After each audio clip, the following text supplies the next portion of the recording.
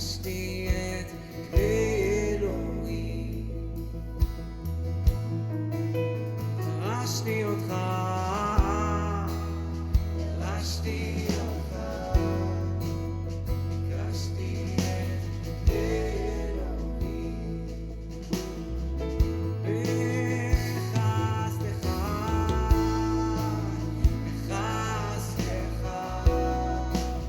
קראת בשמי אבוא קרוב, עטפת אותי, כן, עטפת אותי בביטחון, אני לא אסור.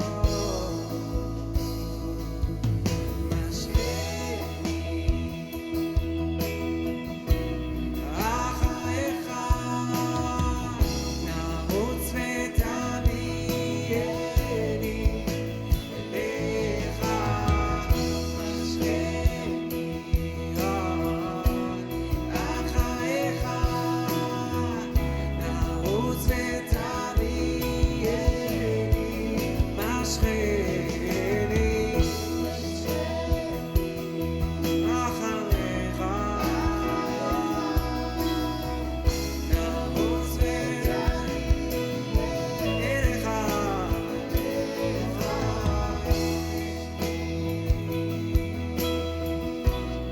אחריך נרוץ ותביאני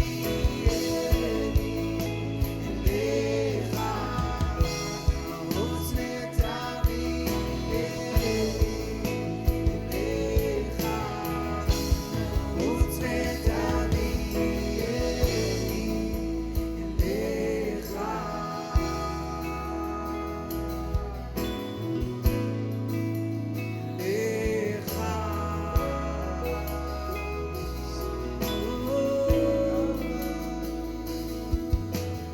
בביטחון של האחד הזה, לנו יש גישה בדמו שזה נזבח כזה, לנו יש גישה באהבה של אהבה כזה, לנו יש גישה, לנו יש גישה, לנו יש גישה, לנו יש גישה, בביטחון של האחד הזה, לנו יש גישה, אהבה של אהבה כזה, לנו יש גישה בדמו שזה נזבח כזה, לנו יש גישה, לנו יש גישה, לנו יש גישה, לנו יש גישה,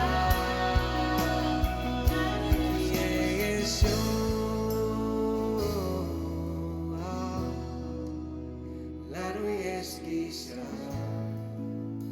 לנו יש גישה, כי בישוע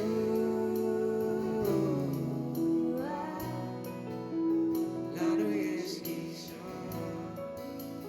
לנו יש גישה, בישוע,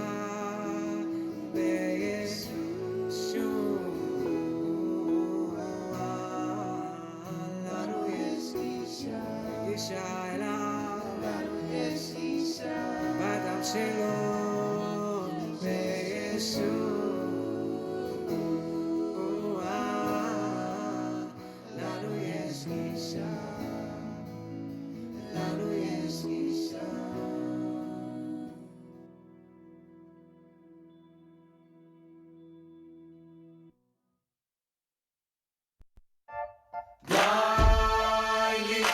די לי להיות ממך, די לי להיות שלך,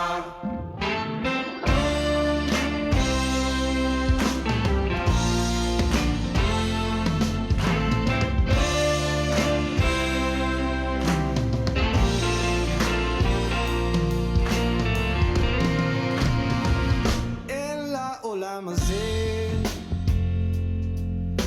דבר אחד להציע, שישתווה למה שאתה כבר נתת. הסליחה, השלום והאושר ממלאים את חיי. החשש כבר ברח והפחד לא שולט עוד עליי. מכל המקומות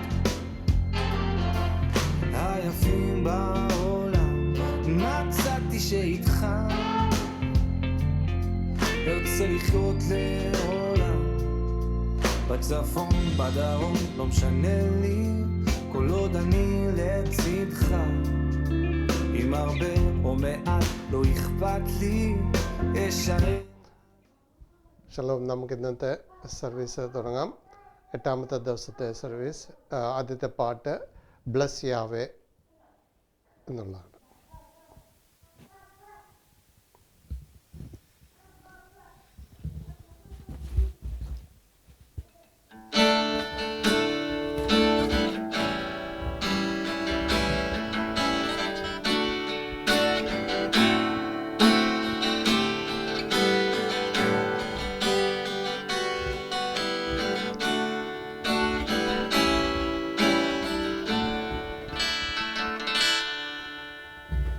Bless Yahweh, oh my soul, and all that is within me. Bless His holy name. Bless Yahweh, oh my soul, and all that is within me. Bless His holy name. For He hath done great things, hallelujah. He hath done great things, hallelujah. He hath done great things, bless His holy name. He hath done great things, hallelujah. He hath done great things, hallelujah. He hath done great things, bless His holy name. Bless Yahweh, oh my soul, and all that is within me. Bless His holy name. He hath done great things, hallelujah. He hath done great things, hallelujah. He hath done great things, oh bless His holy name. For He hath done great things, hallelujah. He hath done great things, hallelujah. He hath done great things, bless His holy name.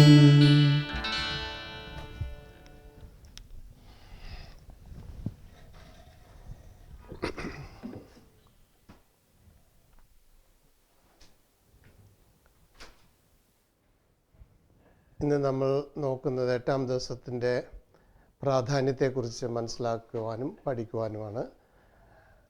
അപ്പോൾ ഇന്ന് കുറച്ചുകൂടെ മുന്നോട്ട് നീക്കി വെച്ചു. ആദ്യത്തെ scriptures 8ാം ദിവസം എന്ന് പറയുന്ന ദിവസത്തെക്കുറിച്ച് സൂക്കോത്ത് ദിവസം അല്ല, സൂക്കോത്തിൻ്റെ 7 ദിവസങ്ങൾ കഴിഞ്ഞ് വരുന്ന ദിവസമാണ് 8ാമത്തെ ദിവസമായിട്ട് ബൈബിൾ പറയുന്നത്. അതായത് 22-ാമത്തെ ദിവസം, 21-ാമത്തെ ദിവസത്തോടു കൂടി സൂക്കോത്ത് കഴിയുന്നു. 15 ദിവസം തൊട്ട് 7 ദിവസം എന്ന് പറയുമ്പോൾ 21-ാമത്തെ ദിവസമാണ്. ഇപ്പോൾ 22-ാമത്തെ ദിവസം ആയിട്ടാണ് നമ്മൾ മനസ്സിലാക്കുന്നത്. ലേവ്യ പുസ്തകം 23-ാം അധ്യായത്തിൽ 33 തൊട്ടുള്ള വാക്യങ്ങൾ, യാവേ പിന്നെയും മോശയോട് അരുളിച്ചെയ്തത്, നീ ഇസ്രായേൽ മക്കളോട് പറയേണ്ടത് എന്തെന്നാൽ, 7-ാം മാസം 15-ാം തീയതി 7 ദിവസം യാഹ്വേക്ക് കൂടാരപ്പെരുന്നാൾ ആകുന്നു. 1-ാം ദിവസത്തിൽ വിശുദ്ധ സഭായോഗം ഉണ്ടാകണം.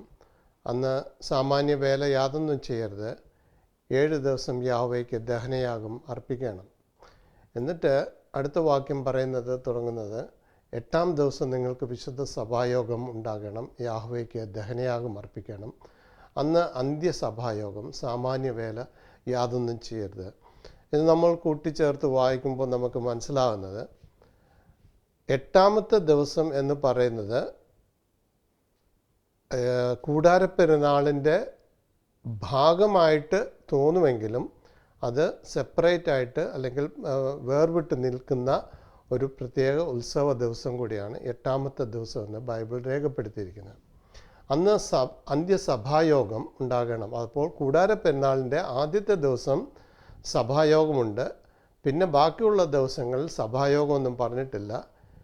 പക്ഷേ ഈ പറയുന്ന 8-ാമത്തെ ദിവസമാകുമ്പോൾ അതിനെ പറയുന്നത് സഭായോഗം ഉണ്ടാകണം. അന്ന് സാമാന്യ വേലയൊന്നും അല്ലെങ്കിൽ ഒരു വിശുദ്ധ സബത്ത് ദിവസമായിട്ടാണ് പറയുന്നത്.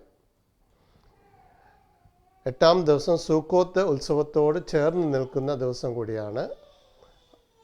ആയതുകൊണ്ടാണ് ആ വാക്യത്തിൽ 8-ാമത്തെ ദിവസത്തെക്കുറിച്ച് പറയുന്നത്. വിശുദ്ധ സഭായോഗം വിളിച്ചു കൂട്ടുണ്ടെന്ന യാഹ്വേയുടെ ഉത്സവങ്ങളാവിത് എന്ന് ലേവ്യ പുസ്തകം 23-ാം അധ്യായത്തിൽ പറഞ്ഞിട്ടുണ്ട്. അപ്പോൾ നമ്മൾ ഈ ഉത്സവം നോക്കുമ്പോൾ ഈ ഉത്സവത്തിന് മാത്രമേ ഒരു പേര്, പ്രത്യേകമായിട്ടുള്ളൊരു പേര് കൊടുക്കാത്തതായിട്ട് ബൈബിളിൽ കാണാൻ സാധിക്കുള്ളൂ.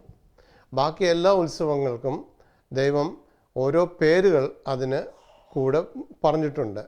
ഡേറ്റും അതിൻ്റെ കൂടെ പേരും പറഞ്ഞിട്ടുണ്ട്. ഉദാഹരണം, 7-ാം ദിവസം ആഴ്ചയിൽ വരുന്ന 7-ാമത്തെ ദിവസത്തെ വിശുദ്ധ സബത്തായിട്ട് പറഞ്ഞിട്ടുണ്ട്, അല്ലെങ്കിൽ റെസ്റ്റ്, അല്ലെങ്കിൽ നമ്മൾ വിശ്രമിക്കേണ്ടുന്ന ദിവസമായിട്ടാണ് അതിനെ വിശേഷിപ്പിച്ചിരിക്കുന്നത്.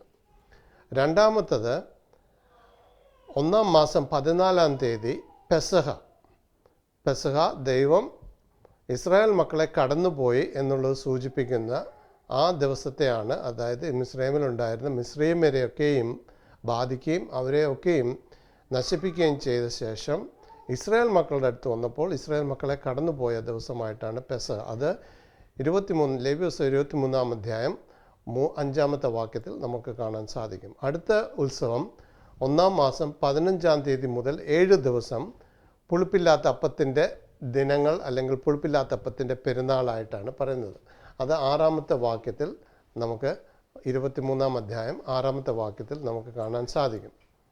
അത് കഴിഞ്ഞ് 4-ാമത് പറയുന്നത് 50 ദിവസം കഴിഞ്ഞ് വരുന്ന ഉത്സവമാണ്. അത് ആദ്യ വിളവ് അല്ലെങ്കിൽ വാരോത്സവം എന്ന് പറയുന്നു.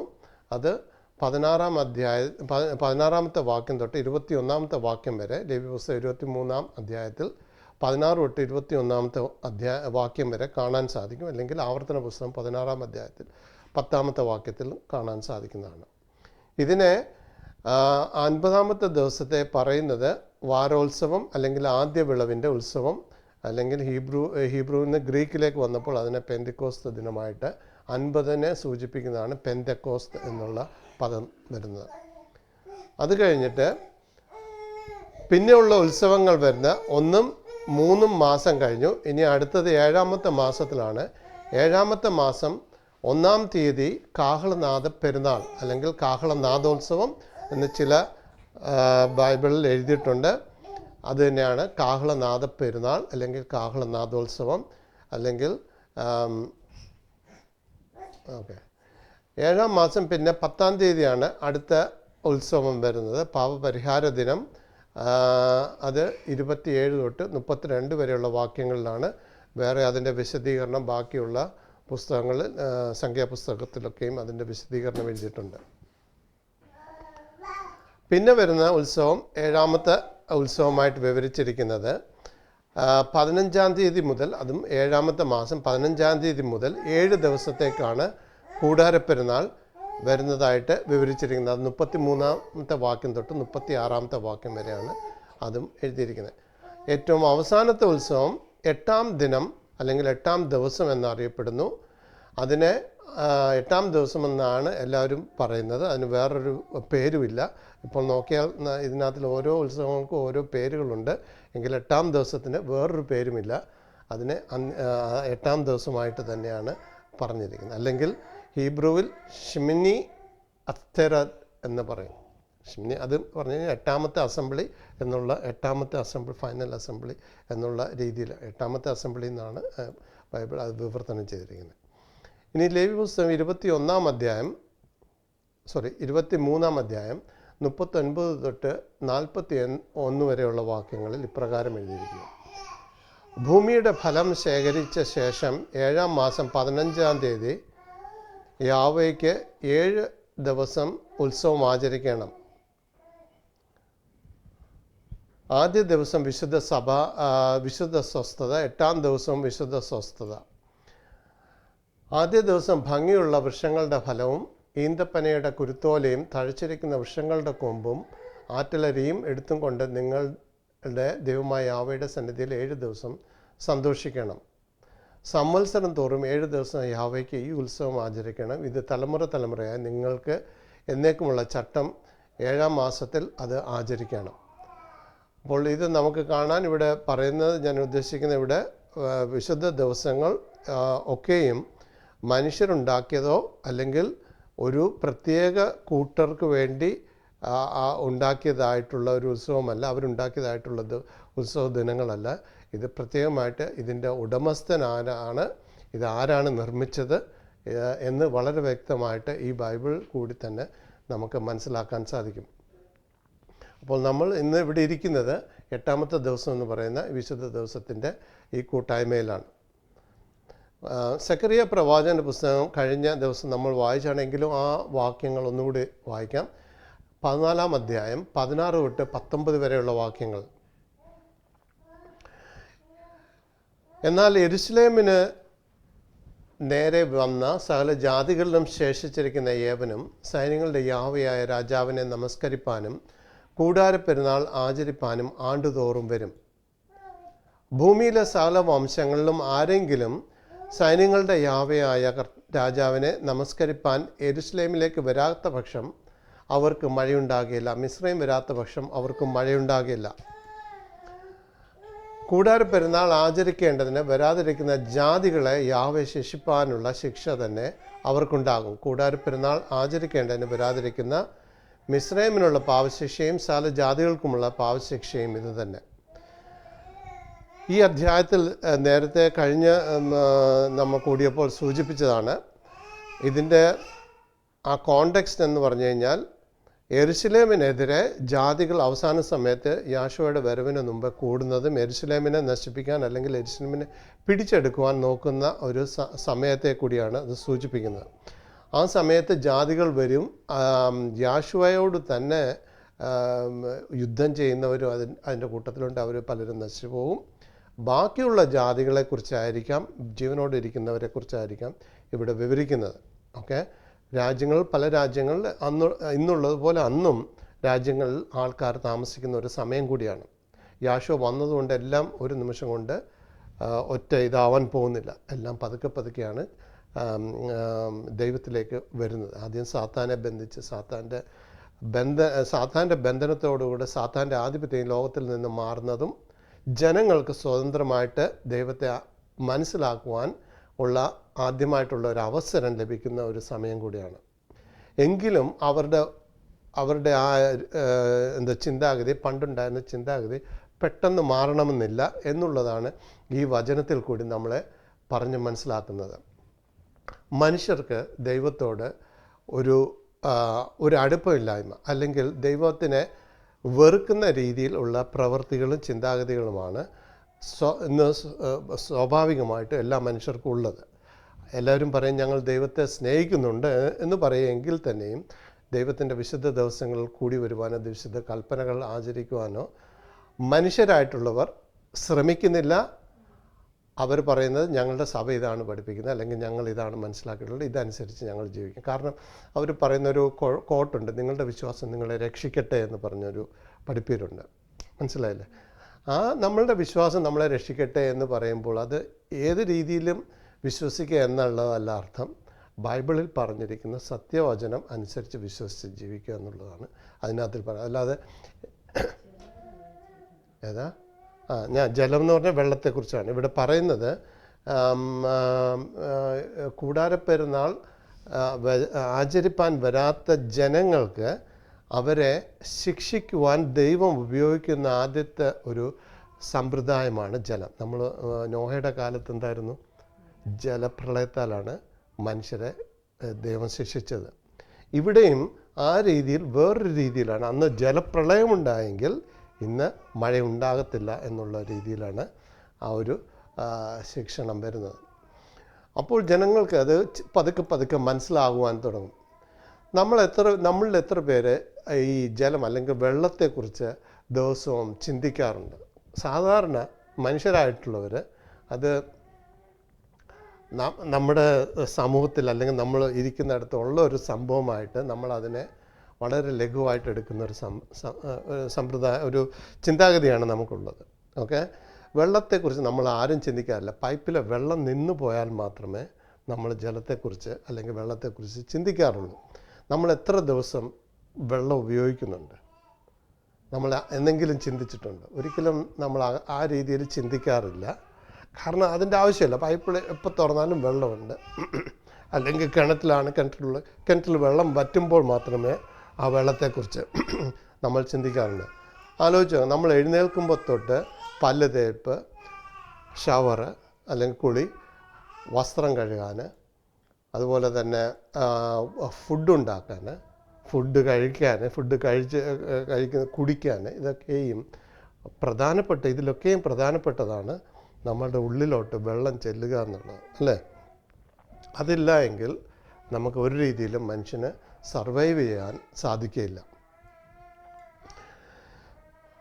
പല രാജ്യങ്ങളിൽ ജലം അല്ലെങ്കിൽ ശുദ്ധജലമില്ലാതെ കഷ്ടപ്പെടുന്ന മനുഷ്യരിന്ന് ലോകത്ത് പലയിടങ്ങളിലുണ്ട്. നമ്മൾ അവരുടെ ഇതൊന്നും ചിന്തിക്കാറ് പോലുമില്ല. വല്ലപ്പോഴും ഇതുപോലെ പിക്ചറിൽ കാണുമ്പോൾ മാത്രമേ നമ്മൾ അതിനെക്കുറിച്ച് നമ്മൾ ബോധവാന്മാരാകുന്നു. പക്ഷേ ഈ പടത്തിൽ കാണുന്ന പോലെ ഈ ചെറുക്കൻ അറ്റ്ലീസ്റ്റ് അവിടെ ഒരു നീരുറവയുണ്ടെന്നെങ്കിലും പറയാം. ആ നീരുറവയിൽ നിന്ന് വരുന്ന വെള്ളം ശേഖരിച്ച് ഇതുപോലെ കണ്ടെയ്നറിലാക്കി കൊണ്ടുപോയി വീട്ടിൽ കൊടുത്ത് ഭക്ഷണം ഉണ്ടാക്കി അവർ ഭക്ഷിക്കുന്നത്. അത് വെച്ച് തന്നെ അവരുടെ ബാക്കിയുള്ള കാര്യങ്ങൾ നടക്കും. അങ്ങനെയാണ് ഓരോ രാജ്യത്തും ജനങ്ങൾ കഷ്ടപ്പെടുന്നത്. ജലം മനുഷ്യൻ്റെ നിലനിൽപ്പിന് അത്യാവശ്യമായിട്ടുള്ള ഒരു ഘടകമാണ്, ഒരു സംഗതിയാണ്. ജലമില്ലാതെ ലോകത്തിലൊരു മനുഷ്യർക്കും ജീവിക്കുവാൻ സാധിക്കില്ല. നമ്മൾ റെവലേഷൻ അല്ലെങ്കിൽ വെളിപാട് പുസ്തകം വായിക്കുമ്പോൾ അവിടെയും ശിക്ഷ വരുന്നത് എവിടെയാണ്? ആദ്യം തുടങ്ങുന്നത് ജലത്തിലാണ്.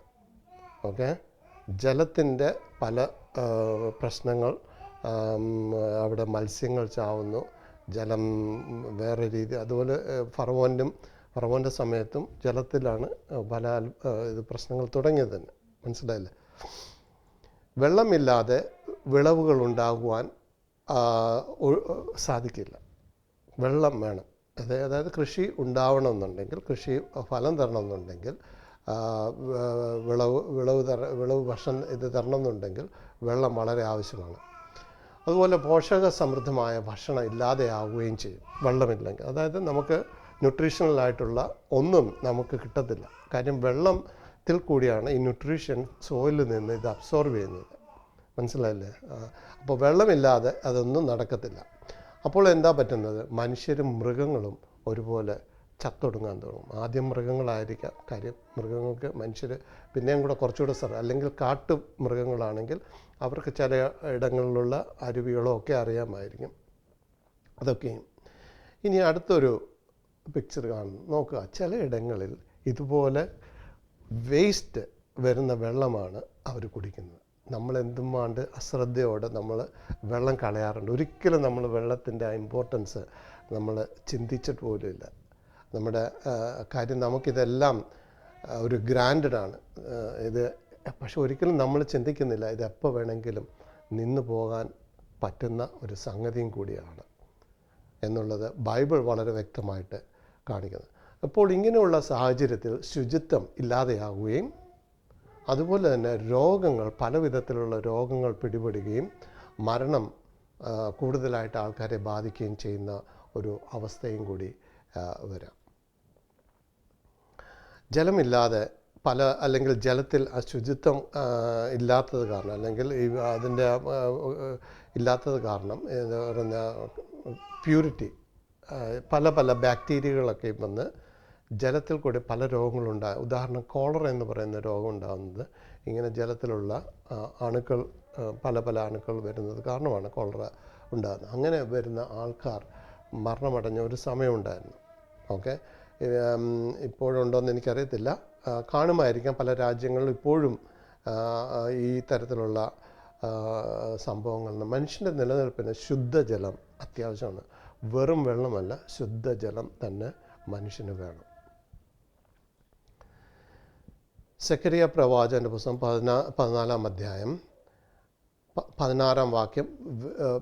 പിന്നെ നമ്മളത് ഒന്നുകൂടെ ശ്രദ്ധിച്ച് വായിക്കുമ്പോൾ ഇതിൻ്റെ സീരിയസ്നെസ് മനസ്സിലാക്കാൻ സാധിക്കും. എന്നാൽ യെരുശലേമിന് നേരെ വന്ന സകല ജാതികളിലും ശേഷിച്ചിരിക്കുന്ന ഏവനും, ഓക്കെ, സൈന്യങ്ങളുടെ യാഹ്വയായ രാജാവിനെ നമസ്കരിപ്പാനും കൂടാരപ്പെരുന്നാൾ ആചരിപ്പാനും ആണ്ടുതോറും വരും. ഓക്കെ, ദൈവം അവിടെ ശിക്ഷ നടപ്പാക്കുന്ന ഒരു സമയം കൂടിയാണ്. അതൊരു എൻഫോഴ്സ് ചെയ്ത്, അതായത് മനുഷ്യരെ ദൈവത്തിലേക്ക് കൊണ്ടുവരുവാൻ ദൈവം നിശ്ചയിച്ചിരിക്കുന്ന ഒരു സമയം കൂടിയാണ്. ആരെങ്കിലും അന്ന് സൈന്യങ്ങളുടെ യാഹ്വയായ രാജാവിനെ നമസ്കരിപ്പാൻ യെരുശലേമിലേക്ക് വരാത്ത പക്ഷം അവർക്ക് മഴയുണ്ടാകുകയില്ല. മഴയുടെ അല്ലെങ്കിൽ വെള്ളത്തിൻ്റെ ആ ഡെഫിഷ്യൻസി അല്ലെങ്കിൽ ആ ഒരു ഇല്ലായ്മയെക്കുറിച്ചാണ് ഇത്രയും പറഞ്ഞത്. നമുക്ക് ഇനിയും ഇസ്രായേൽ എന്ന് പറയുന്ന ദേശത്തെക്കുറിച്ച് നമുക്ക് നോക്കാം. ഇസ്രായേൽ എന്ന് പറയുന്ന ദേശത്തിൻ്റെ ഭൂരിഭാഗവും, ഈ കാണുന്ന മാപ്പിൽ ഇതിൻ്റെ ഭൂരിഭാഗവും മരുഭൂമിയാണ്. 60% മരുഭൂമിയാണ്. ഈ വെള്ള ഏരിയ മുഴുവൻ മരുഭൂമിയായിട്ടാണ് പറയുന്നത്. അതായത് സദൻ ഭൂരിഭാഗവും മരുഭൂമിയാണ്. അതിൽ ഏകദേശം ഞാൻ വായിച്ച സ്റ്റാറ്റിസ്റ്റിക്സ് അനുസരിച്ച് 29% അതിൽ ആ ഒരു ഇതിൽ മാത്രമേ അവിടെ കൃഷിയിടങ്ങളായിട്ടുള്ളൂ. അതിലും കൃഷി ചെയ്യാൻ അതിലും ഏതാണ്ട് ഈ ലെഫ്റ്റ് സൈഡിൽ കാണുന്ന ഒരു ചെറിയ ഏരിയ മാത്രമേ ആൾക്കാർ കൃഷി ചെയ്യുന്നതായിട്ടുള്ള സ്ഥലമായിട്ട്. അപ്പം വളരെ ചെറിയ ഏരിയ മാത്രമേ അവർക്ക് ശരിക്കും കൃഷി ഇടങ്ങൾ. ബാക്കിയുള്ളതൊക്കെയും നടുക്കുള്ള ഭാഗങ്ങളൊക്കെ മലകളാണ്, ഗ്രീനായിട്ട് കാണുന്ന മലകളാണ്. അപ്പോൾ അവിടെ ഒന്നും പോയി കൃഷി ചെയ്യാനൊക്കത്തില്ല. നിരപ്പായിട്ടും വെള്ളം അവൈലബിൾ ആയിട്ടുള്ള സ്ഥലത്തെ കൃഷി ചെയ്യാനൊക്കെയുള്ളൂ.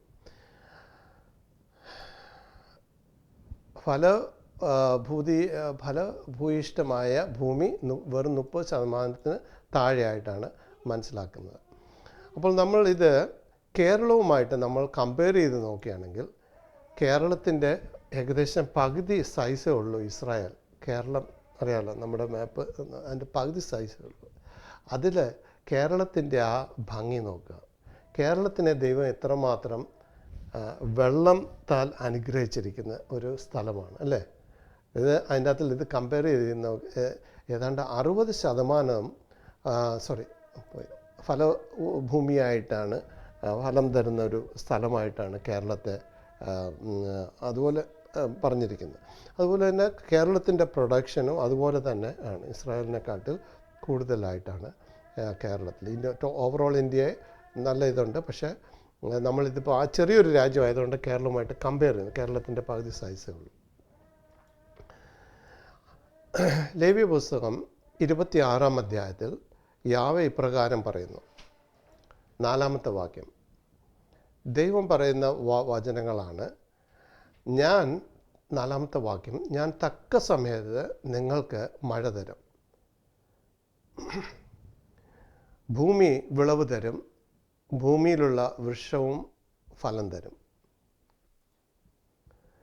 അപ്പോൾ ഇതിനുള്ള കണ്ടീഷൻ അതിന് തൊട്ട് മുമ്പുള്ള വാക്യത്തിൽ കൂടിയാണ് ദൈവം അവരെ പറഞ്ഞ് മനസ്സിലാക്കുന്നത്. എൻ്റെ ചട്ടം ആചരിച്ച് എൻ്റെ കൽപ്പന പ്രമാണിച്ച് അനുസരിച്ചാൽ എന്നുള്ളൊരു കണ്ടീഷനാണ് ദൈവം ഇസ്രായേൽ മക്കൾക്ക് കൊടുത്തിരിക്കുന്നത്. ആവർത്തന പുസ്തകം 11-ാം അധ്യായം 14 തൊട്ട് 14 വരെയുള്ള വാക്യങ്ങളിൽ ഇത് മോശ, ആദ്യത്തേത് യാവേ ദൈവം നേരിട്ട് പറഞ്ഞാണെങ്കിൽ ഇത് മോശയുടെ വാക്കുകളാണ്. ധാന്യവും വീഞ്ഞും എണ്ണയും ശേഖരിക്കേണ്ടതിന് ഞാൻ തക്ക സമയത്ത് നിങ്ങളുടെ ദേശത്തിന് വേണ്ടുന്ന മുൻമഴയും പിന്മഴയും പെയ്ക്കും. ഞാൻ നിൻ്റെ നിലത്ത് നിൻ്റെ നാൽക്കാലികൾക്ക് പുല്ലും തരും, നീ തൃപ്തിയാവും വണ്ണം ഭക്ഷിക്കും. അപ്പോൾ ഇവിടെയും മോശയിൽ കൂടി വീണ്ടും അത് ദൈവം ഇസ്രായേൽ മക്കൾക്ക് കൊടുക്കുന്നത് തക്ക സമയത്ത് മഴ ലഭിക്കുക എന്നുള്ളത് വളരെ ഇമ്പോർട്ടൻ്റ് ആയിട്ടുള്ള സംഗതിയാണ്. അത് ദൈവത്തിൻ്റെ പ്രോമിസാണ്, ഇസ്രായേൽ ജനതയ്ക്ക് കൊടുത്തിരിക്കുന്ന ഒരു പ്രോമിസാണ്.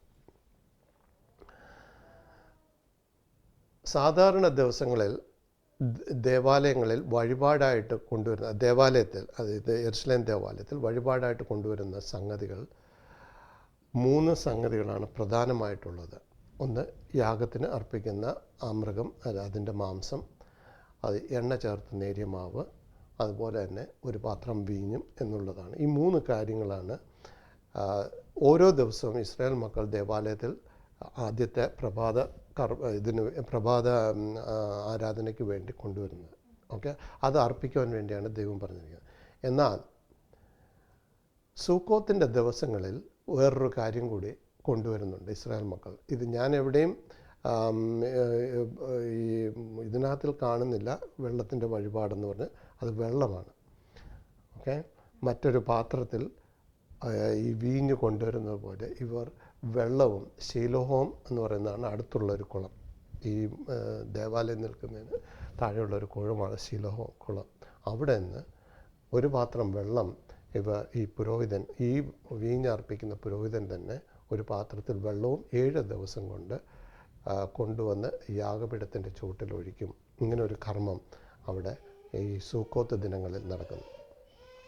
7 ദിവസവും അവരർപ്പിക്കുന്നു. നമ്മളിനി പുതിയ നിയമം വായിക്കുമ്പോൾ യോഹന്നാൻ്റെ പുസ്തകത്തിൽ പുതിയ നിയമം 7-ാമത്തെ അധ്യായം ഇപ്രകാരം എഴുതിയിരിക്കുന്നു. യാശുവ തൻ്റെ സഹോദരന്മാരാദ്യം യാശുവയെ നിന്ദിച്ചു. യാശുവയെ അടുത്ത് പറഞ്ഞു, യെരുശലേമിൽ നീ പോകുന്നില്ലയോ എന്നൊക്കെ ചോദിച്ചു. ആദ്യം പോകുന്നില്ല എന്ന് പറഞ്ഞു. എങ്കിൽ തന്നെയും സഹോദരന്മാരൊക്കെയും പോയി കഴിഞ്ഞപ്പോൾ യാശുവ യെരുശലേമിലേക്ക് പോകുന്നതായിട്ടാണ് വിവരിച്ചിരിക്കുന്നത്. ഉത്സവത്തിൻ്റെ മഹാദിനമായ ഒടുക്കത്തെ നാളിൽ യാശുവ നിന്നുകൊണ്ട്, ദാഹിക്കുന്നവൻ എല്ലാം എൻ്റെ അടുക്കൽ വന്ന് കുടിക്കട്ടെ, എന്നിൽ വിശ്വസിക്കുന്നവൻ്റെ ഉള്ളിൽ നിന്ന് തിരുവെഴുത്ത് പറയുന്നത് പോലെ ജീവജലത്തിൻ്റെ നദികൾ ഒഴുകും എന്ന് വിളിച്ചു പറഞ്ഞു. അപ്പോൾ ഇത് മനസ്സിലാക്കുന്നത് ഈ ദിവസം 7-ാമത്തെ ദിവസമാണ്, 8-ാമത്തെ ദിവസമല്ല, 7-ാമത്തെ ദിവസം യാശുവ, ഈ പെരുന്നാളിൻ്റെ 7-ാമത്തെ ദിവസം യാശുവ ജനത്തിനിടയിൽ നിന്ന് ജനത്തെ പഠിപ്പിക്കുന്നതും മാത്രമല്ല ജനത്തിനോട് ഉപദേശിക്കുന്ന ഒരു കാര്യം ഇപ്രകാരമാണ്.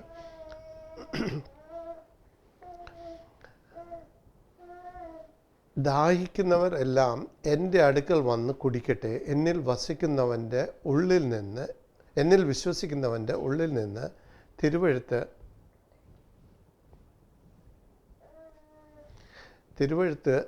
പറയുന്നത് പോലെ ജീവജലത്തിൻ്റെ നദികൾ ഒഴുകും എന്ന് വിളിച്ചു പറയുന്നു. അപ്പോൾ ഇവിടെ യാശുവ പഠിപ്പിക്കുന്നത്, യാശുവയിൽ വിശ്വസിക്കുന്ന ഓരോരുത്തർക്കും അവരുടെ ഉള്ളിൽ നിന്ന്, നമ്മൾ വിശ്വസിക്കുന്ന ആ സമയം തൊട്ട് ജീവജല നദികൾ ഒഴുകും എന്നുള്ളതാണ് പറയുന്നത്. നമ്മൾ എല്ലാവരും യാശുവയിൽ വിശ്വസിക്കുന്നത്, എത്ര പേരുടെ ജീവജല നദി ഒഴുകുന്നുണ്ട്? അപ്പോൾ ഇവിടെ ജീവജല നദിയെക്കുറിച്ച് എന്താണ് പറയുന്നതെന്ന്, യാശുവ ഇത് തന്നിൽ വിശ്വസിക്കുന്നവർക്ക് ലഭിക്കാനുള്ള ആത്മാവിനെക്കുറിച്ച് ആകുന്നു പറഞ്ഞത്. യാശുവ അന്ന് തേജസ്കരിക്കപ്പെട്ടിട്ടില്ലായകയാൽ ആത്മാവ് വന്നിട്ടില്ലായിരുന്നു. അതായത് യാശുവയുടെ മരണം കഴിഞ്ഞിട്ട് മാത്രമേ, മരണവും ഉയർപ്പിന് ശേഷമാണ് പരിശുദ്ധാത്മാവ് എല്ലാവർക്കും ലഭിച്ചതായിട്ട്. അതുവരെയും പരിശുദ്ധാത്മാവ് ലഭിച്ചില്ല എന്നുള്ളത് വേറൊരുത്ത വാക്യത്തിൽ പറയുന്നുണ്ട്. അപ്പോൾ ആൾക്കാർക്ക് പരിശുദ്ധാത്മാവിനെ ലഭിക്കുന്നത് യാശുവയുടെ ഉയർപ്പോടു കൂടിയാണ്. അതാണ് നമ്മൾ 50-ാമത്തെ ദിവസത്തിൽ കൂടിയിരുന്നപ്പോൾ അവിടെ നടന്ന സംഭവത്തെക്കുറിച്ച്, പെന്തിക്കോസ്ത് ദിവസത്തെക്കുറിച്ച് വിവരിച്ചിരിക്കുന്ന അപ്പോസ്തല പ്രവൃത്തിയുടെ 2-ാം അധ്യായത്തിൽ, അല്ലേ, 2-ാം അധ്യായത്തിൽ അതിനെക്കുറിച്ച് വിവരിച്ചിരിക്കുന്നത്.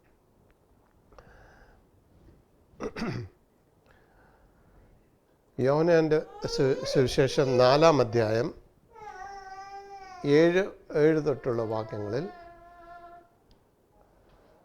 നമ്മൾ വായിക്കാൻ സാധിക്കുന്ന ഒരു ശമരിയ സ്ത്രീ എന്ന് പറയുന്ന ഇന്നുള്ള ഗാസ ഏരിയയാണ്. ആ ഏരിയയാണ് ശമരി, നോർത്ത്. ഓക്കെ. ഒരു ശമരിയ സ്ത്രീ വെള്ളം കോരുവാൻ വന്നു. യാശുവ അവളോട് എനിക്ക് കുടിപ്പാൻ തരുമോ എന്ന് ചോദിച്ചു. ശമരിയ സ്ത്രീ യാശുവയോട് അവിടുന്ന് യഹൂദൻ ആയിരിക്കെ ശമര്യക്കാരത്തിയായ എന്നോട് കുടിപ്പാൻ ചോദിക്കുന്നത് എങ്ങനെയെന്ന് പറഞ്ഞു. യഹൂദന്മാർക്കും ശമരിയർക്കും തമ്മിൽ സമ്പർക്കമില്ല. അതിന് യാശുവ, നീ ദൈവത്തിൻ്റെ ദാനവും നിന്നോട് കുടിപ്പാൻ ചോദിക്കുന്നവൻ ആരെന്നും അറിഞ്ഞുവെങ്കിൽ നീ അവനോട് ചോദിക്കുകയും അവൻ ജീവനുള്ള വെള്ളം നിനക്ക് തരികയും ചെയ്യുമായിരുന്നു എന്ന് ഉത്തരം പറഞ്ഞു. ഇവിടെയും നമ്മൾ കാണാൻ സാധിക്കുന്നത് വെള്ളത്തെക്കുറിച്ചുള്ള ഒരു പ്രശ്നമാണ്. വീണ്ടും ഈ സ്ത്രീ വെള്ളം കോരുവാൻ വേണ്ടി കിണറ്റിനരികെ പോകുന്നു. കിണറെന്ന് പറയുമ്പോൾ നമ്മൾ വിചാരിക്കുന്ന പോലെ വീട്ടിന് അടുത്തുള്ള കിണറല്ല, ഇത് ഒരു കോമൺ കിണറാണ്. ഓക്കെ. അപ്പോൾ ഈ കോമൺ കിണറെന്ന് പറഞ്ഞാൽ ആൾക്കാർ ബാക്കിയുള്ളവർ ഷെയർ ചെയ്യുന്ന സ്ഥലത്തേക്ക് ഈ സ്ത്രീ വെള്ളം കോരാൻ പോകുന്നു. അവിടെ ചെന്നപ്പോഴാണ് യാശുവെ കാണുന്നത്. യാശുവ സംസാരിക്കുന്നത്. യാശുവ തിരിച്ച് സ്ത്രീയോട് പറയുന്നു, സ്ത്രീയെ എനിക്ക് ഇച്ചിരി വെള്ളം തരുമോ? അത് ഇവർ തമ്മിലുള്ള കോൺവെർസേഷൻ, ഇവർ തമ്മിൽ പ്രശ്നമാണ്, അന്ന് തൊട്ടേയും പ്രശ്നമാണ്. ശമരിയ എന്ന് പറയുന്നത് ഇന്നുള്ള പലസ്തീനെ കുറിച്ചല്ല പറയുന്നത്. ശമരിയർ എന്ന് പറയുന്നത് വേറൊരു ഗ്രൂപ്പ് ആൾക്കാരാണ്. അവർ യഹൂദ പാരമ്പര്യത്തിൻ്റെ ഒരു ഭാഗം അവർ നോക്കുന്നുണ്ട്. അവരെന്താണ് ഡിഫറൻസ് എന്താണ്, മോശയുടെ ചില കാര്യങ്ങളിൽ അവർ വിശ്വസിക്കുന്നില്ല. അങ്ങനെ ഏതാണ്ടൊരു കുറച്ച് ഡിഫറൻസ് ഉള്ളത് ഒക്കെയാണ്. അപ്പം അവരും ഇവരും തമ്മിൽ കാര്യം ഇവരെ എനിക്കൊന്ന് ബാബിലോണിൽ ഇവർ അടിമത്തിലേക്ക് കൊണ്ടുപോയപ്പോഴും അവിടെ നിന്ന് കൊണ്ടുവന്ന് താമസിപ്പിച്ച ഒരു കൂട്ടരാണ് ഈ ശമരിക്കാർ. അപ്പോൾ ഇവർ ആ നാടിൻ്റെ ചിട്ടകൾ മനസ്സിലാക്കി പ്രവർത്തിക്കാൻ വേണ്ടി ദൈവം അവിടെ നിന്ന് ഒരു പുരോഹിതനെ ബാബിലോണിൽ നിന്ന് അയക്കുന്നൊക്കെ ഉണ്ട്. കാരണം അവരുടെ ഇടയിൽ സിംഹങ്ങളൊക്കെയും വന്നതായിട്ട് ഓർക്കുന്നുണ്ടോ? സിംഹങ്ങൾ വന്ന് അവരെ കൊല്ലുന്നതും ആ കാരണം അന്വേഷിച്ചപ്പോൾ അവർ ദൈവത്തിൻ്റെ ന്യായപ്രമാണം അനുസരിച്ച് ജീവിക്കാത്തത് കൊണ്ടാണെന്ന് മനസ്സിലായി. അങ്ങനെ അവിടെ നിന്ന് ബാബിലോണിൽ നിന്ന് ഒരു പുരോഹിതനെ അയക്കുന്നതും പുരോഹിതൻ വന്ന് ഇവരെ പഠിപ്പിക്കുന്നതും അതനുസരിച്ച് ഇവർ ചിലപ്പം ഈ ആചാരത്തിലേക്കും ഈ യഹൂദ ഇതിലേക്കും ആയിരിക്കാനാണ് ചാൻസ് എന്നാണ് ഞാൻ മനസ്സിലാക്കുന്നത്. അങ്ങനെയാണ് ഈ ശമര്യ. പക്ഷേ ഈ ബാക്കിയുള്ള യഹൂദർ ശമര്യക്കാരെ ശരിയായിട്ടുള്ള യഹൂദരായിട്ട് അവർ അക്സെപ്റ്റ് ചെയ്യുന്നത്. അവരൊരു 2ാം തരം ആൾക്കാരായിട്ടാണ് അവർ അക്സെപ്റ്റ് ചെയ്യുന്നത്. കാര്യം അവരുമായിട്ട് ബന്ധം അവർക്ക് പുലർത്തുവാൻ അവർക്ക് സാധ്യമല്ല. കാര്യം അവർ പറഞ്ഞ് ഇവർ ചെയ്യുന്നൊന്നും അവർ ചെയ്യുന്നില്ല, അവർ ചെയ്യുന്ന ഇവർ ചെയ്യുന്നില്ല. അപ്പോൾ അവർ തമ്മിൽ പക്ഷെ പല കാര്യങ്ങളും ഒരുമിച്ച് പോകുന്നുണ്ട് താനും. നമുക്കറിയാമല്ലോ, 2 സഭകളുണ്ടെങ്കിൽ ആ സഭകളിലുള്ള വ്യത്യാസം കാരണം പലരും അങ്ങോട്ടും ഇങ്ങോട്ടും മിണ്ടാർ പോലുമില്ല. അതുപോലത്തെ പ്രശ്നമാണ് ഇവിടെ നടക്കുന്നത്. യോഹന്നാൻ്റെ സുവിശേഷം വീണ്ടും ബാക്കിയുള്ള സ്ത്രീ വാക്യങ്ങളിൽ സ്ത്രീ യാശുവയോട്, യജമാനെ അങ്ങേക്ക് കോരുവാൻ പാത്രമില്ലല്ലോ, കിണർ ആഴമുള്ളതാകുന്നു, പിന്നെ ജീവനുള്ള വെള്ളം അങ്ങേക്ക് എവിടെ നിന്ന്? നമ്മുടെ പിതാവായ യാക്കോബിനേക്കാൾ അങ്ങ് വലിയവനോ? അവൻ ആകുന്നു ഈ കിണർ ഞങ്ങൾക്ക് തന്നത്. അവനും അവൻ്റെ മക്കളും മൃഗങ്ങളും ഇതിലെ വെള്ളം കുടിച്ചു പോകുന്നു എന്ന് പറഞ്ഞു. യാശുവ അവളോട്, ഈ വെള്ളം കുടിക്കുന്നവന് എല്ലാം പിന്നെയും ദാഹിക്കും. ഞാൻ കൊടുക്കുന്ന വെള്ളം കുടിക്കുന്നവനോ ഒരു നാളും ദാഹിക്കുകയില്ല. ഞാൻ കൊടുക്കുന്ന വെള്ളം അവനിൽ നിത്യജീവനിലേക്ക് പൊങ്ങി വരുന്ന നീരുറവയായി തീരും എന്നുത്തരം പറഞ്ഞു. രണ്ടാമതും നമ്മൾക്ക് കേൾക്കാൻ സാധിക്കും 7-ാമത്തെ അധ്യായത്തിൽ വായിച്ചതും 4-ാമത്തെ അധ്യായത്തിൽ വായിച്ചതും സെയിം പ്രിൻസിപ്പിളാണ്. ദൈവം യാശുവ എന്താണ് പറയുന്നത്? യാശുവ വിശ്വസിക്കുകയാണെങ്കിൽ നമ്മൾക്ക് പരിശുദ്ധാത്മാവിനെ ലഭിക്കും എന്നുള്ളതാണ് പറയുന്നത്. അത് ഒരു നീരുറവ പോലെ നമ്മളിൽ നിന്ന് പുറപ്പെടും. അതായത് യാശുവയിൽ നിന്ന് എങ്ങനെ പുറപ്പെടുന്നുവോ അതേപോലെ നമ്മളിൽ നിന്നും പുറപ്പെടും എന്നുള്ളത്. അതായത് നമുക്ക് പരിശുദ്ധാത്മാവിനെ ലഭിക്കുന്നതോടെ യാശു വേറൊരു വാക്യത്തിൽ പറയുന്നുണ്ട്, വേറൊരു അധ്യായത്തിൽ പറയുന്നുണ്ട്, നിങ്ങൾ ചോദിച്ചു കഴിഞ്ഞാൽ ദൈവം എത്രമാത്രം പരിശുദ്ധാത്മാവിനെ നിങ്ങൾക്ക് തരും. ഓക്കെ, അപ്പോൾ ആ ഒരു ഉറവ് നമുക്ക് കൂടുതലായിട്ട് വരണമെന്നുണ്ടെങ്കിൽ നമ്മൾ ദൈവത്തിൽ വിശ്വസിക്കുന്നവരും ദൈവത്തിൻ്റെ വചനം അനുസരിച്ച് പ്രവർത്തിക്കുന്നവരുമായിരിക്കണം. എന്നാൽ മാത്രമേ ദൈവം അത് നമുക്ക് തരികയുള്ളൂ. അല്ലാത്തവർക്ക് കൊടുക്കുകയില്ല എന്ന് പോലും അപ്പോസ്തല പ്രവൃത്തികളിലാണെന്ന് തോന്നുന്നു ഒരു അധ്യായത്തിൽ പറയുന്നത്. അല്ലേ? അതെ, പത്രോസ് പറയുന്നുണ്ട്, അനുസരിക്കാത്തവർക്ക് ദൈവത്തിൻ്റെ ആത്മാവിനെ കൊടുക്കുന്നില്ല എന്നുള്ള രീതിയിലല്ല, ദൈവത്തെ അനുസരിക്കുന്നവർക്ക് മാത്രമേ കൊടുക്കുകയുള്ളൂ എന്നുള്ള രീതിയിലാണ് പറയുന്നത്. 8-ാം ദിവസത്തിൽ കടക്കണമെങ്കിൽ, അതായത് 8-ാം ദിവസം എന്നുള്ള ഉത്സവത്തിൻ്റെ പൊരുൾ നമുക്ക് വ്യക്തമായിട്ട് ബൈബിളിൽ പറഞ്ഞ് മനസ്സിലാക്കി തന്നിട്ടില്ല. ബാക്കി എല്ലാ ഉത്സവങ്ങളുടെയും അതിൻ്റെ മീനിങ് നമുക്കൊരു തരത്തിൽ അല്ലെങ്കിൽ വേറൊരു തരത്തിൽ നമുക്ക് മനസ്സിലാവും. ഉദാഹരണം, പെസഹ യാശോയുടെ മരണത്തെയായിരുന്നു സൂചിപ്പിച്ചിരുന്നത്. അതുപോലെ തന്നെ ബാക്കിയുള്ള ഉത്സവങ്ങൾ, പെന്തിക്കോസ് വന്ന് നമുക്കറിയാം പെന്തിക്കോസ് ദിവസത്തിൽ എന്താ നടന്നത്. ബാക്കിയുള്ള ഉത്സവങ്ങൾ കാഹളനാദോത്സവം, യാശോയുടെ മടങ്ങിവരവ്, പിന്നെ പാപപരിഹാര ദിവസം സാത്താനെ ബന്ധിക്കുന്നതും, പിന്നെ കൂടാര പെരുന്നാൾ, യാശോയുടെ 1000 വർഷക്കാലം ഭൂമിയിലുള്ള ദൈവരാജ്യത്തിന് രാജാവായിരിക്കുന്ന ആ സമയത്തെയും കുറിച്ചാണ് പറയുന്നത്. അത് കഴിഞ്ഞ് വരുന്ന 8-ാമത്തെ ഉത്സവത്തെക്കുറിച്ച് വളരെ ക്ലിയർ ആയിട്ടില്ലെങ്കിൽ ഒരു വേഗായിട്ട് അല്ലെങ്കിൽ ഒരു ചെറിയ രീതിയിൽ നമ്മളെ പറഞ്ഞ് മനസ്സിലാക്കുന്നുണ്ട്. അതെന്താണ് അതാണ് ഇവിടെ ശ്രദ്ധിക്കുന്നത്. ഇവിടെ നമ്മൾ മനസ്സിലാക്കാൻ നോക്കും. മനുഷ്യർക്ക് വെള്ളം ആവശ്യമുള്ളതുപോലെ ജീവജലത്തെ പ്രതിനിധീകരിക്കുന്നത് പരിശുദ്ധാത്മാവ് ആത്മീയരാകാൻ വേണ്ടി അത്യാവശ്യമാണ്. അതായത് നമ്മൾ ആത്മീയരാകുവാൻ വേണ്ടി ദൈവം നമ്മൾ മനുഷ്യരായിരിക്കുമ്പോൾ ഫിസിക്കലായിരിക്കുമ്പോൾ നമുക്ക് എത്രമാത്രം നമ്മൾ വെള്ളത്തെ ഡിപ്പെൻഡ് ചെയ്യുന്നുവോ അതേപോലെ തന്നെയാണ് നമ്മൾ ആത്മീയരാകുന്ന സമയത്ത് പരിശുദ്ധാത്മാവ് നമുക്ക് വേണമെന്നുള്ളത്. അതില്ല എങ്കിൽ നമുക്ക് ഈ 8-ാമത്തെ ദിവസം എന്ന് പറയുന്ന സംഗതികളിലേക്ക് നമുക്ക് കടക്കാൻ പോലും ഒക്കത്തില്ല. അതായത് നമ്മുടെ ഉള്ളിൽ വെള്ളം എത്ര നമുക്ക് ആവശ്യമുണ്ട് അതേപോലുള്ളവർ നമ്മുടെ ഉള്ളിൽ കൂടി ദൈവത്തിൻ്റെ ആത്മാവ് രക്തം പോലെ, അതായത് രക്തത്തിലാണ് അല്ലെങ്കിൽ നമ്മുടെ ജീവൻ നിലനിൽക്കുന്നത് പോലെ നമ്മുടെ ഈ ദൈവത്തിൻ്റെ ആത്മാവ് നമ്മൾ ഉള്ളിലാകുമ്പോഴാണ് മാത്രമേ നമുക്ക് മുന്നോട്ട് ആ ഒരു സമയത്ത് നമുക്ക് എങ്ങനെ അതിന് പറഞ്ഞ് മനസ്സിലാക്കാൻ പോലും എനിക്കറിയത്തില്ല, ആ ഒരു രീതിയിൽ ജീവിക്കുവാൻ സാധിക്കുകയുള്ളൂ എന്നുള്ളതാണ് ഇതിൻ്റെ ഇമ്പോർട്ടൻസ് എന്നുള്ളതാണ് എനിക്ക് മനസ്സിലാകുന്നത്. അപ്പോൾ 8-ാം ദിവസം എന്താണ്? നിത്യജീവൻ, അതായത് നിത്യജീവനിലേക്ക് കടക്കുവാൻ വേണ്ടി അത്യാവശ്യമായിട്ടുള്ളൊരു ഘടകമായിട്ടാണ് പരിശുദ്ധാത്മാവിനെ പറയുന്നത്. അല്ലെങ്കിൽ ഇത് കാലത്തിനപ്പുറമുള്ള ഒരു ദിവസമാണ്. അതാണ് ഈ ദിവസത്തെ കാണിക്കുന്നത്. ഇത് ഭാവിയിൽ നിത്യവിശ്രമ അവസ്ഥയിലേക്കും ദൈവത്തിൻ്റെ പദ്ധതിയുടെ പൂർത്തീകരണത്തിലേക്കും വിരൽ ചൂണ്ടുന്നു. അതായത് 8-ാം ദിവസം എന്ന് പറയുന്നത് ഭാവി കാലത്ത് നടക്കുവാൻ സംഭവിക്കുന്ന ഒരു കാര്യത്തെക്കുറിച്ച് കൂടുതലായിട്ട് ദൈവം നമ്മളെ മനസ്സിലാക്കി പറഞ്ഞു തന്നിട്ടില്ല. അതിൻ്റെ ചെറിയ ചെറിയ ഘടകങ്ങൾ മാത്രമേ ബൈബിളിൽ കാണിച്ചു തന്നിട്ടുള്ളൂ. 8-ാം ദിവസത്തിൽ അതിൻ്റെ ചില ഭാഗങ്ങൾ നമ്മൾ വായിക്കുമ്പോൾ 21-ാം അധ്യായം വെളിപാട് പുസ്തകത്തിലാണ് കൂടുതലായിട്ടും ഉള്ളത്. അതിനകത്തിൽ അന്ത്യന്യായവിധിയെക്കുറിച്ച് പറയുന്നു, അല്ലെങ്കിൽ അന്തിമ ന്യായവിധി. അതായത് യാശോ വരുമ്പോൾ ഒരു ന്യായവിധിയുണ്ട്, അത് കഴിഞ്ഞ് വേറൊരു ന്യായവിധിയും കൂടിയുണ്ട്. വൈറ്റ് ത്രോൺ ജഡ്ജ്മെൻറ്റ് എന്ന് കേട്ടിട്ടില്ലേ? അത് അന്തിമ സൃഷ്ടിയെയും കൂടി സൂചിപ്പിക്കുന്നു. അന്തിമ സൃഷ്ടി എന്ന് ഇവിടെ ഉദ്ദേശിക്കുന്നത് വെളിപാട് പുസ്തകത്തിൻ്റെ അകത്ത് 2 കാര്യങ്ങൾ, 21-ാം അധ്യായത്തിൽ 2 കാര്യങ്ങളാണ് പറയുന്നത്. ഒന്ന്, പുതിയ ആകാശവും പുതിയ ഭൂമിയും സ്വർഗത്തിൽ നിന്ന് ഇറങ്ങി വരുന്നതായിട്ടും, അതുപോലെ തന്നെ അന്തിമമായിട്ട് ഒരു അന്ത്യ വിധിയും ന്യായവിധിയെയും കുറിച്ച് 2 കാര്യങ്ങളാണ് പറയുന്നത്. പുതിയ ആകാശം പുതിയ ഭൂമി. വെളിപാട് പുസ്തകം 21-ാം അധ്യായം 1 തൊട്ട് 3 വരെയുള്ള വാക്യങ്ങളിൽ ഞാൻ പുതിയ ആകാശവും പുതിയ ഭൂമിയും കണ്ടു. ഒന്നാമത്തെ ആകാശവും ഒന്നാമത്തെ ഭൂമിയും ഒഴിഞ്ഞുപോയി, സമുദ്രവും ഇനിയില്ല.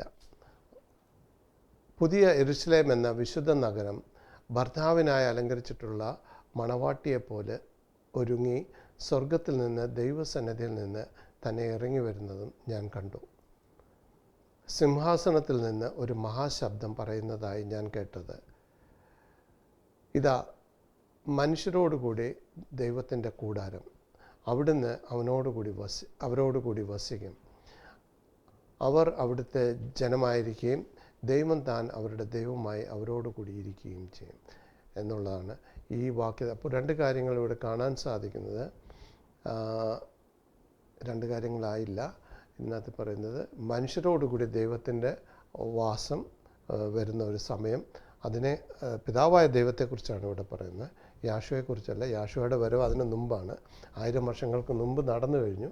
അതിൻ്റെ അവസാനം കഴിഞ്ഞിട്ടുള്ള ആ സമയത്ത് നടക്കുന്ന സംഭവമാണ് ഇതിനകത്ത് വിവരിച്ചിരിക്കുന്നത്. 4-ാമത്തെ വാക്യം, വെളിപാട് പുസ്തകം 21-ാം അധ്യായം 4-ാമത്തെ വാക്യം, അവിടുന്ന് അവരുടെ കണ്ണിൽ നിന്ന് കണ്ണുനീരെല്ലാം തുടച്ചു കളയും. അപ്പോൾ മനുഷ്യർ ദൈവത്തിൽ വിശ്വസിക്കുന്നവരെ ആ സമയത്ത് പലരും ഉപദ്രവിക്കുകയും കൊല്ലുകയും ചെയ്യുന്ന ഒരു സമയം കൂടിയുണ്ട്.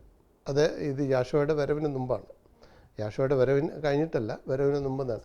ആ സമയത്ത് പലരും കഷ്ടങ്ങളിൽ കൂടി പോയവരുണ്ട്. ഇവിടെ ദൈവം അവരുടെ കണ്ണിൽ നിന്ന് കണ്ണുനീരെല്ലാം തുടച്ചു കളയും. ഇനിയും മരണം ഉണ്ടാകുകയുമില്ല. ദുഃഖവും മുറവിളിയും കഷ്ടതയും ഇനി ഉണ്ടാകുകയില്ല. ഒന്നാമത്തത് കഴിഞ്ഞുപോയി. സിംഹാസനത്തിൽ ഇരിക്കുന്നവൻ, ഇതാ ഞാൻ സകലവും പുതുതാക്കുന്നു എന്ന് അരുളി ചെയ്തു. എഴുതുക, ഈ വചനം വിശ്വാസയോഗ്യവും സത്യവുമാവുന്നു എന്നും അവിടുന്ന് കൽപ്പിച്ചു.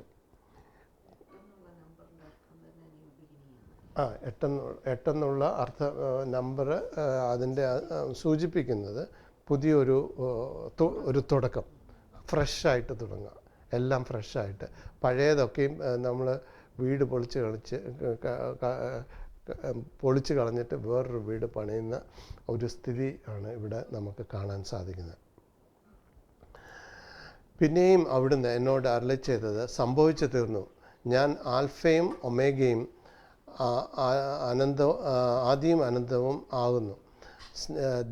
ദാഹിക്കുന്നവന് ഞാൻ നീരുറവിൽ നിന്ന് സൗജന്യമായി കൊടുക്കും. ഇവിടെയും നമുക്ക് കാണാൻ സാധിക്കുന്നത് വെള്ളത്തിൻ്റെ കാര്യത്തെക്കുറിച്ച് പറയുന്നു. വീണ്ടും പരിശുദ്ധാത്മാവിനെ കൂടുതലായിട്ട് ആ സമയത്തുള്ളവർക്ക് ലഭിക്കും എന്നുള്ളതാണ് പറയുന്നത്. വേറെ പല അധ്യായങ്ങൾ നമ്മൾ കഴിഞ്ഞ ആഴ്ചയും വായിച്ചതിനകത്ത് പറയുന്നു, അവസാനത്തെ സമയങ്ങളിൽ ദൈവത്തിൻ്റെ ആത്മാവ് കടൽ പോലെ, വെള്ളം സമുദ്രത്തിൽ എങ്ങനെയാണ് നിറഞ്ഞിരിക്കുന്നത് അതുപോലെ തന്നെ ദൈവത്തിൻ്റെ ആത്മാവ് ഭൂമിയിൽ മുഴുവൻ നിറഞ്ഞിരിക്കും എന്നുള്ളതാണ് പറഞ്ഞ് മനസ്സിലാക്കുന്നത്.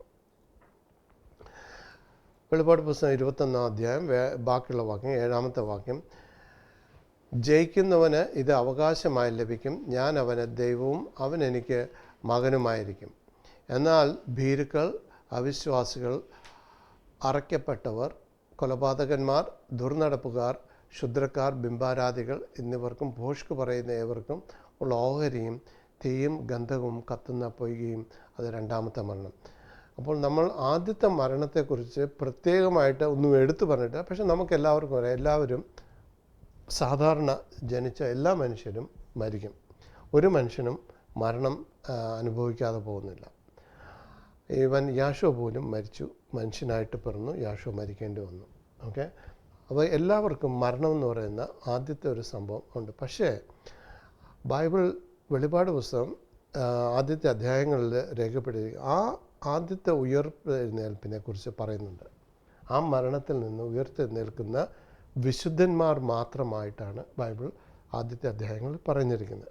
അതായത് യാശോയിൽ വിശ്വസിച്ച് മരിച്ചവർ മാത്രമേ ആ സമയത്ത് യാശോയുടെ വരവിന് തൊട്ട് മുമ്പ് ഉയർത്തെഴുന്നേൽക്കുന്നുള്ളൂ. അപ്പോൾ ബാക്കിയുള്ളവർ, അതായത് യാശോയിൽ വിശ്വസിക്കാതെയോ അങ്ങനെ മരിച്ചവരൊക്കെയും ആ സമയത്തും അവർ മരണപ്പെട്ട് കിടക്കുന്ന ഒരവസ്ഥയിൽ തന്നെയാണ് അവർ ഉയർത്തെഴുന്നേൽക്കുന്നത്. പക്ഷേ ഇവിടെ വരുമ്പോൾ എന്താ സംഭവിക്കുന്നത്? 1000 വർഷം കഴിഞ്ഞ്, യാശുവയുടെ വരവ് കഴിഞ്ഞ് 1000 വർഷം കഴിയുമ്പോൾ നടക്കുന്നത് രണ്ടാമത്തെ ആദ്യത്തെ അന്ന് ഉയർത്തെഴുന്നേൽക്കാതെ ബാക്കിയുള്ളവർ ഉയർത്തെഴുന്നേൽക്കുന്നതും അവർക്ക് വീണ്ടും, എനിക്കറിയത്തില്ല, ചിലപ്പോൾ അവർക്കൊരു ഓപ്പർച്യൂണിറ്റി ദൈവം കൊടുക്കുമോ എന്നറിയത്തില്ല, കൊടുക്കുമായിരിക്കാം. കാര്യം അവരുടെ മനസ്സ് ആ രീതിയിൽ രൂപാന്തരപ്പെട്ടിട്ട്, അല്ലെങ്കിൽ കംപ്ലീറ്റ് ആയിട്ട് തെറ്റിപ്പോയവരായിരിക്കണം. ഒന്നും അറിയാതെ മരിച്ചവർ എത്രയോ പേരുണ്ട്. അങ്ങനെയുള്ളവർക്ക് എന്താ ചെയ്യാനൊക്കും? ഒരു സാധാരണ മനുഷ്യൻ എന്നുള്ള രീതിയിൽ ഞാൻ ചിന്തിക്കുമ്പോൾ ദൈവം കാരുണ്യവാനാണെങ്കിൽ ദൈവം അവർക്ക് ഒരു ഓപ്പർച്യൂണിറ്റി കൊടുക്കുന്ന ഒരു സമയം കൂടിയായിട്ടാണ് എനിക്ക് മനസ്സിലാകുന്നത്.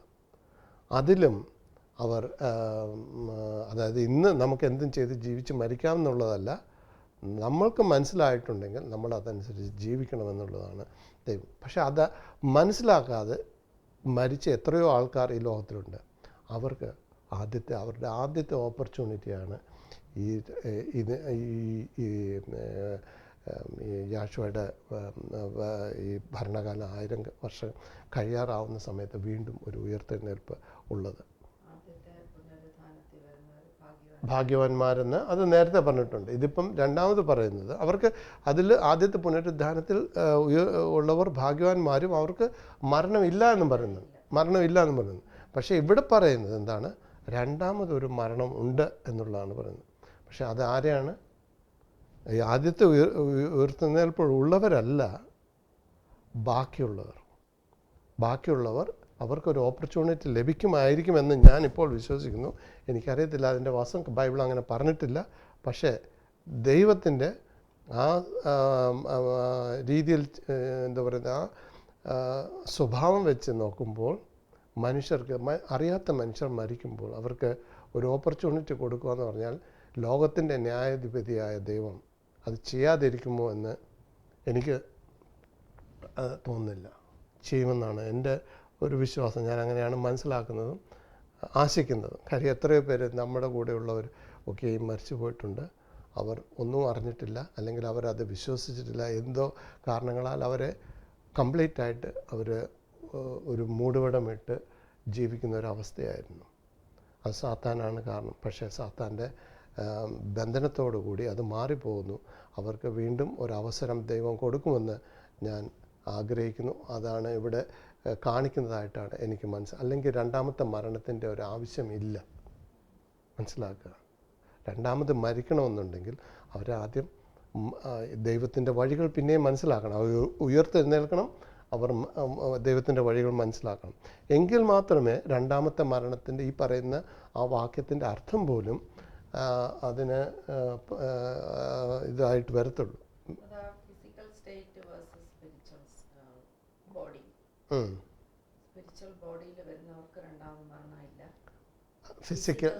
ഫിസിക്കൽ രണ്ടാമത്തെ മരണമുണ്ട്.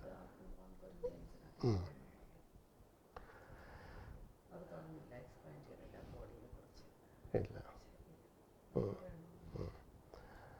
വെളിപ്പാട് പുസ്തകം 21-ാം അധ്യായം 10-ാമത്തെ വാക്യം, അവൻ എന്നെ ആത്മവിവശതയിൽ ഉയർന്നൊരു വൻമലയിൽ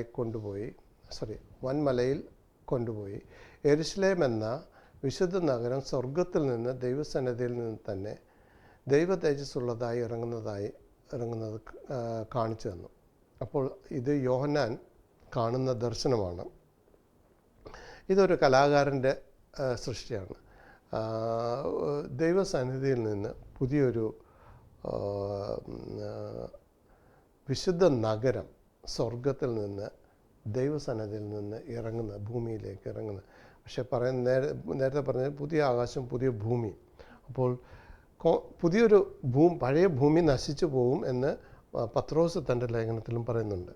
ഓക്കെ, ഇവിടെ മാത്രമല്ല, പത്രോസിൻ്റെ ലേഖനത്തിൽ പറയുന്നുണ്ട് പഴയ ഭൂമി, ഇപ്പോഴുള്ള ഈ ഭൂമി കംപ്ലീറ്റ് ആയിട്ട് ദൈവം നശിപ്പിക്കാൻ പോകുന്നു. പുതിയൊരു ഭൂമി തന്നെ വരുന്നു. അത് തീക്കിരയായി പോകും.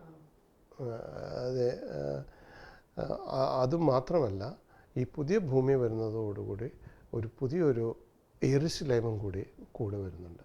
അതാണ് ഇവിടെ വിവരിക്കുന്നത്. പുതിയ യെരുശലേം സ്വർഗത്തിൽ നിന്ന് വീണ്ടും പുതിയ ഭൂമിയിലേക്ക് വരുന്നു കാണിച്ചു തരുന്നു. അതാണ് ഈ യോഹന്നാൻ കാണുന്നത്. അതിൻ്റെ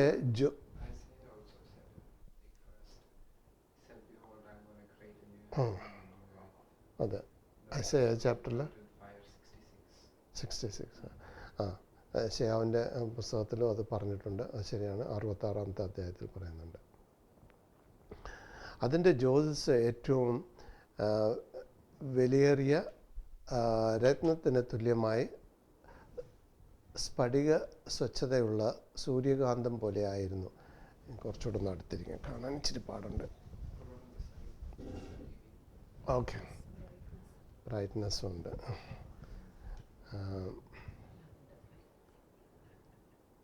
അല്ല ഇതിലും അതിന് പൊക്കമുള്ള വൻമതിലും 12 ഗോപുരവും ഗോപുരങ്ങളിൽ 12 ദൂതന്മാരുമുണ്ട്. ഇസ്രായേൽ മക്കളുടെ 12 ഗോത്രങ്ങളുടെയും പേർ കൊത്തിയിട്ടുമുണ്ട്.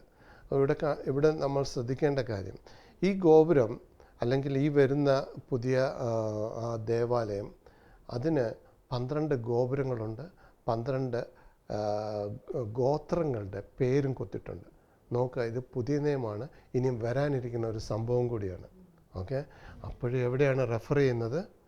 പഴയ നിയമത്തിൽ നടന്ന സംഭവങ്ങളെയാണ് ഇവിടെ റെഫർ ചെയ്യുന്നത്. ഓക്കെ, ശ്രദ്ധിക്കുക. ഇനി അടുത്ത വാക്യം, കിഴക്ക് 3 ഗോപുരവും വടക്ക് 3 ഗോപുരവും തെക്ക് 3 ഗോപുരവും പടിഞ്ഞാറ് 3 ഗോപുരവും നഗരത്തിൻ്റെ മതിലിന് 12 അടിസ്ഥാനവും അതിൽ കുഞ്ഞാടിൻ്റെ 12 അപ്പോസ്തലന്മാരുടെ 12 പേരുകളുണ്ട്. ഓക്കെ, കേൾക്കുക. കിഴക്ക് 3 ഗോപുരം. അപ്പം 3 ഡയറക്ഷൻ നോക്കുമ്പോൾ 3 ഇടത്തും 4 ഡയറക്ഷനിലും 3 വെച്ച് 12 വാതിലുകളുണ്ട്. ഓക്കെ, ആ വാതിലുകളിലൊക്കെയും ഈ 12 അപ്പോസ്തലന്മാരുടെ പേരുകളാണ് എഴുതിയിരിക്കുന്നത്. അപ്പോൾ അതിൽ കൂടി മാത്രമേ ആ ജാതികളായവർക്കും എല്ലാവർക്കും അതിൽ കൂടി മാത്രമേ അല്ലെങ്കിൽ കടക്കാൻ ഒക്കുകയുള്ളൂ. ഓക്കെ, ഇത് വേറൊരു സംഗതിയാണ് നമ്മൾ ശ്രദ്ധിക്കേണ്ട കാര്യം. നമുക്ക് അതിലേക്ക് കടക്കണമെന്നുണ്ടെങ്കിൽ ഈ അപ്പോസ്തലന്മാർ ആരായിരുന്നു? ക്രിസ്ത്യാനികളോ യഹൂദന്മാരോ ആയിട്ടല്ല നമ്മൾ മനസ്സിലാക്കുന്നത്. അത് ദൈവത്തിൽ വിശ്വസിക്കുന്നവർ, ദൈവത്തിൽ യഹൂദരായിരുന്നു എങ്കിൽ തന്നെയും അവർ പലരും യഹൂദ ഇതിൽ നിന്ന് എന്താ പറയുന്നത്, അവരുടെ ഒരു ആചാരങ്ങളിൽ നിന്ന് ചില ആചാരങ്ങൾ അവർ വിട്ടുമാറി. കാര്യം യാശോയുടെ കാലത്ത് യാശോ തന്നെ പ്രശ്നമുണ്ടാക്കിയത് എന്തായിരുന്നു അവരുടെ പ്രശ്നം? അവരുടെ ട്രഡീഷൻസ്, അവരുണ്ടാക്കിയിരുന്ന അവരുടെ ആചാരങ്ങൾ. അവർ ബൈബിൾ പറഞ്ഞിരിക്കുന്നതിനെക്കുറിച്ചല്ല ഒന്നുമല്ല അവിടെ വ്യാഖ്യാനിക്കുന്നത്. അതാണ് ഇപ്പോഴുള്ളവർ അതിനെ തെറ്റായിട്ട് വ്യാഖ്യാനിക്കുന്നത്. അതായത് പഴയ നിയമം മാറിപ്പോയെന്ന് പറയുന്നത് പഴയ നിയമത്തിലുള്ള സംഗതികൾ മുഴുവൻ മാറിപ്പോയി. അങ്ങനല്ല അത് ബൈബിൾ പറയുന്നത്. യാശോ വളരെ വ്യക്തമായിട്ട് അന്നുണ്ടായിരുന്ന പരീശന്മാരുടെ അടുത്തും ശാസ്ത്രിമാരുടെ അടുത്തും അതുപോലെ പുരോഹിതന്മാരുടെ അടുത്തും വാദിച്ചിരുന്നത് ഈ ബൈബിളിൽ അല്ലെങ്കിൽ ഈ തോറയിൽ പറയാത്ത കാര്യങ്ങൾ അവർ പറഞ്ഞ് ദൈവത്തിൻ്റെ ജനത്തെ കഷ്ടപ്പെടുത്തി. അതാണ് യാശുവ അവരുമായിട്ട് വാദിച്ചിരുന്നത്. അതല്ലാതെ ഇവരാരും ദൈവത്തിൻ്റെ വചനം മാറിപ്പോകുന്നതിന് വേണ്ടി അവരാരും വാദിക്കുകയോ അതനുസരിച്ച് പ്രവർത്തിക്കുകയോ ചെയ്തവരല്ല. അവരെല്ലാവരും യഹൂദ മതത്തിൽ ജനിച്ചവരാണ്, യഹൂദ ആചാരത്തിൽ ജനിച്ചവരാണ്. പക്ഷേ ഇവിടെ യാശോ വന്ന് ദൈവം എന്താണ് ഉദ്ദേശിച്ചത് എന്നുള്ളതാണ് അവരെ പറഞ്ഞ് മനസ്സിലാക്കുന്നത്. അവിടെയാണ് ആ കോൺഫ്ലിക്റ്റ് വന്നത്. അതല്ലാതെ വേറെ യാശോ ഒന്നും മാറ്റിയതായിട്ട് എനിക്ക് മനസ്സിലാവുന്നില്ല. ബാക്കിയുള്ള വാക്യങ്ങൾ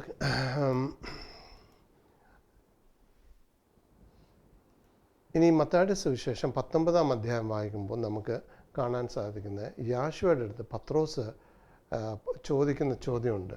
യാശോ ഇതിന് തൊട്ട് മുമ്പുള്ള വാക്യത്തിൽ അതെനിക്ക് തോന്നുന്നു ഒന്ന് എടുക്കാമെന്ന് 19-ാം അല്ല അത് മനസ്സിലായി, അതല്ല, അതിന് തൊട്ട് മുമ്പുള്ള കോൺവെർസേഷൻ സ്വർഗരാജ്യത്തിൽ കടക്കുന്നത് ഇത്ര പ്രയാസമാണോ എന്നുള്ളൊരു ചോദ്യമാണ് പത്രോസ് ഉന്നയിക്കുന്നത്. കാരണം ഒരു ധനവാൻ സ്വർഗരാജ്യത്തിൽ കടക്കുന്നത് വളരെ പ്രയാസമായിട്ടുള്ളൊരു കാര്യമായിട്ടാണ് ഈ യാശോ പറയുന്നത്. അതിലും ഭേദമാണ് ഒരു ഒട്ടകം സൂചിക്കുഴയിൽ കൂടി കടക്കുന്നത് എന്ന് പറഞ്ഞു. കാരണം ആർക്ക് കയറാനൊക്കും എന്ന് ചോദിക്കുന്നു. അപ്പോൾ യാശോ പറയുന്നു, മനുഷ്യരാൽ അസാധ്യമായത് ദൈവത്താൽ സാധ്യമാണ് എന്ന് പറയുന്നു. എന്ന് പറഞ്ഞിട്ട് അതിൻ്റെ കോൺവെർസേഷൻ്റെ ബാക്കിയാണ് പത്രോസ് ചോദിക്കുന്നത്. അപ്പം പത്രോസ് കംപ്ലീറ്റ് ഒരുമാതിരി ഡിസപ്പോയിൻറ്റഡ് ആയി കാണും. ഒരു പക്ഷേ ഇത്രയും നാൾ കൂടെ നടന്നിട്ട് ഇതൊന്നും നടക്കത്തില്ലാത്ത ഒരു പരിപാടിയല്ലോ എന്നുള്ള രീതിയിലാണ് പത്രോസ് ചോദിക്കുന്നത്. പത്രോസ് യാശോയോട്, ഞങ്ങൾ സകലവും വിട്ട് അങ്ങയെ അനുഗമിച്ചുവല്ലോ, ഞങ്ങൾക്ക് എന്ത് കിട്ടുമെന്ന് ചോദിച്ചു. യാശോ അവരോട് പറഞ്ഞത്, എന്നെ അനുഗമിച്ചിരിക്കുന്ന നിങ്ങൾ പുനർജനനത്തിൽ മനുഷ്യപുത്രൻ തൻ്റെ മഹത്വത്തിൻ്റെ സിംഹാസനത്തിലിരിക്കുമ്പോൾ നിങ്ങളും 12 സിംഹാസനത്തിലിരുന്ന് ഇസ്രായേൽ ഗോത്രം 12നെയും ന്യായം വിധിക്കുമെന്ന് ഞാൻ സത്യമായിട്ട് നിങ്ങളോട് പറഞ്ഞു. അപ്പോൾ നമ്മളിപ്പോൾ റെവലേഷൻ വായിച്ച് വെളിപാട് പുസ്തകം 21-ാം അധ്യായം, മത്തായിയുടെ സുവിശേഷം 19-ാം അധ്യായം വായിക്കുമ്പോൾ എന്താ മനസ്സിലാക്കുന്നത്? സെയിം സംഗതിയാണ്. ഓക്കെ, ഇവർക്ക് ആ അധികാരം യാശോ കൊടുക്കുന്നു. അത് ദൈവം ഓൾറെഡി യാവേ ദൈവം ഓൾറെഡി നിയമിച്ചിരിക്കുന്നതാണ്. ഓക്കെ, അതിന് മാറ്റം വരത്തില്ല എന്നുള്ളത് അത് സത്യമായിട്ടാണ് റെവലേഷൻ്റെ അകത്ത് വീണ്ടും എടുത്ത് അതിനെ എംഫസൈസ് ചെയ്ത് പറയുന്നത്. ഇത് സത്യമായിട്ടുള്ള വചനമാണ് എന്നുള്ളത് പറയുന്നു.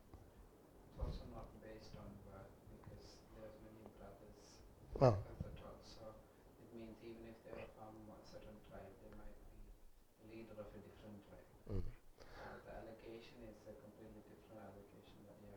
അതെ, അലൊക്കേഷൻ അത് ഓരോ ട്രൈബിൽ നിന്നും വന്നവർ അന്ന് രാത്രിയിൽ യാശോ പോയി പ്രാർത്ഥിച്ചിട്ടാണ് ഈ 12 ശിഷ്യന്മാരെ സെലക്ട് ചെയ്യുന്നത്. ഓർക്കുന്നുണ്ടോ? ഡിഫറെൻറ്റ് ട്രൈബ്സ് പലരും പല രീതിയിലാണ് വരുന്നത്. അത് കുഴപ്പമില്ലായിരിക്കാം, അത് ദൈവത്തിൻ്റെ നിശ്ചയം. ചിലപ്പോൾ അവർ ആ ട്രൈബിൽ പറഞ്ഞവരായിരിക്കും, നമുക്കറിയത്തില്ല.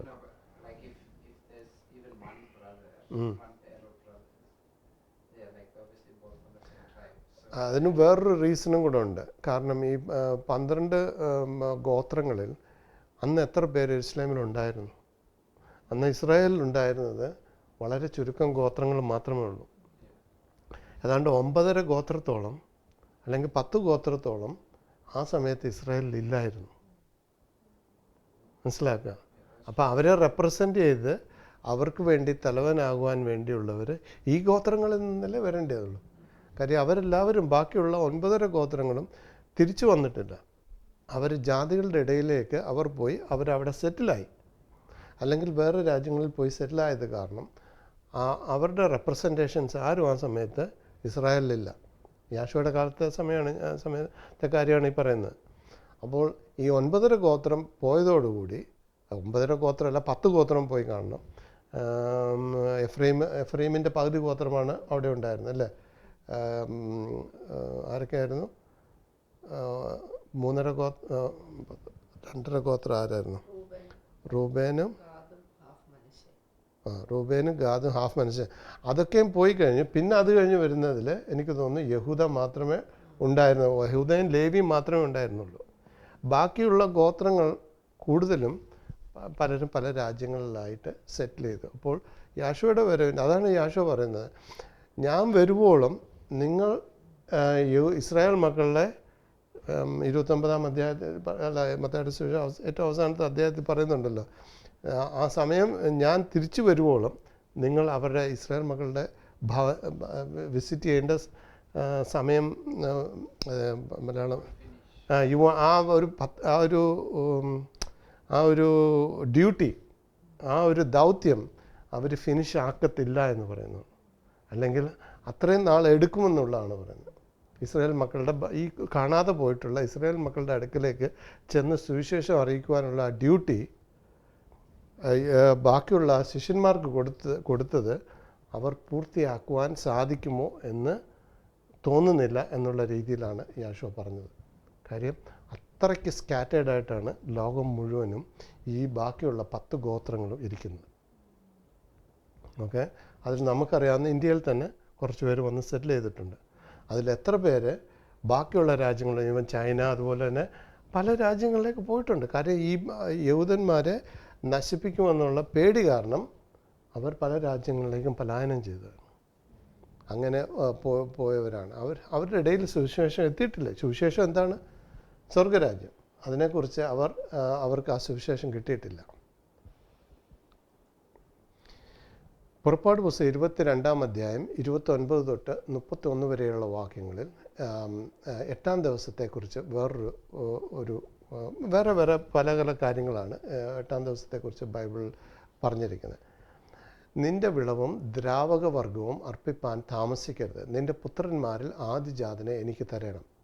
നിന്റെ കാളകളിലും ആടുകളിലും അങ്ങനെ തന്നെ. അത് 7 ദിവസം തള്ളയോട് കൂടിയിരിക്കട്ടെ. 8-ാം ദിവസം അതിനെ എനിക്ക് തരണം. അപ്പോൾ ഇവിടെ കാണാൻ സാധിക്കുന്നത്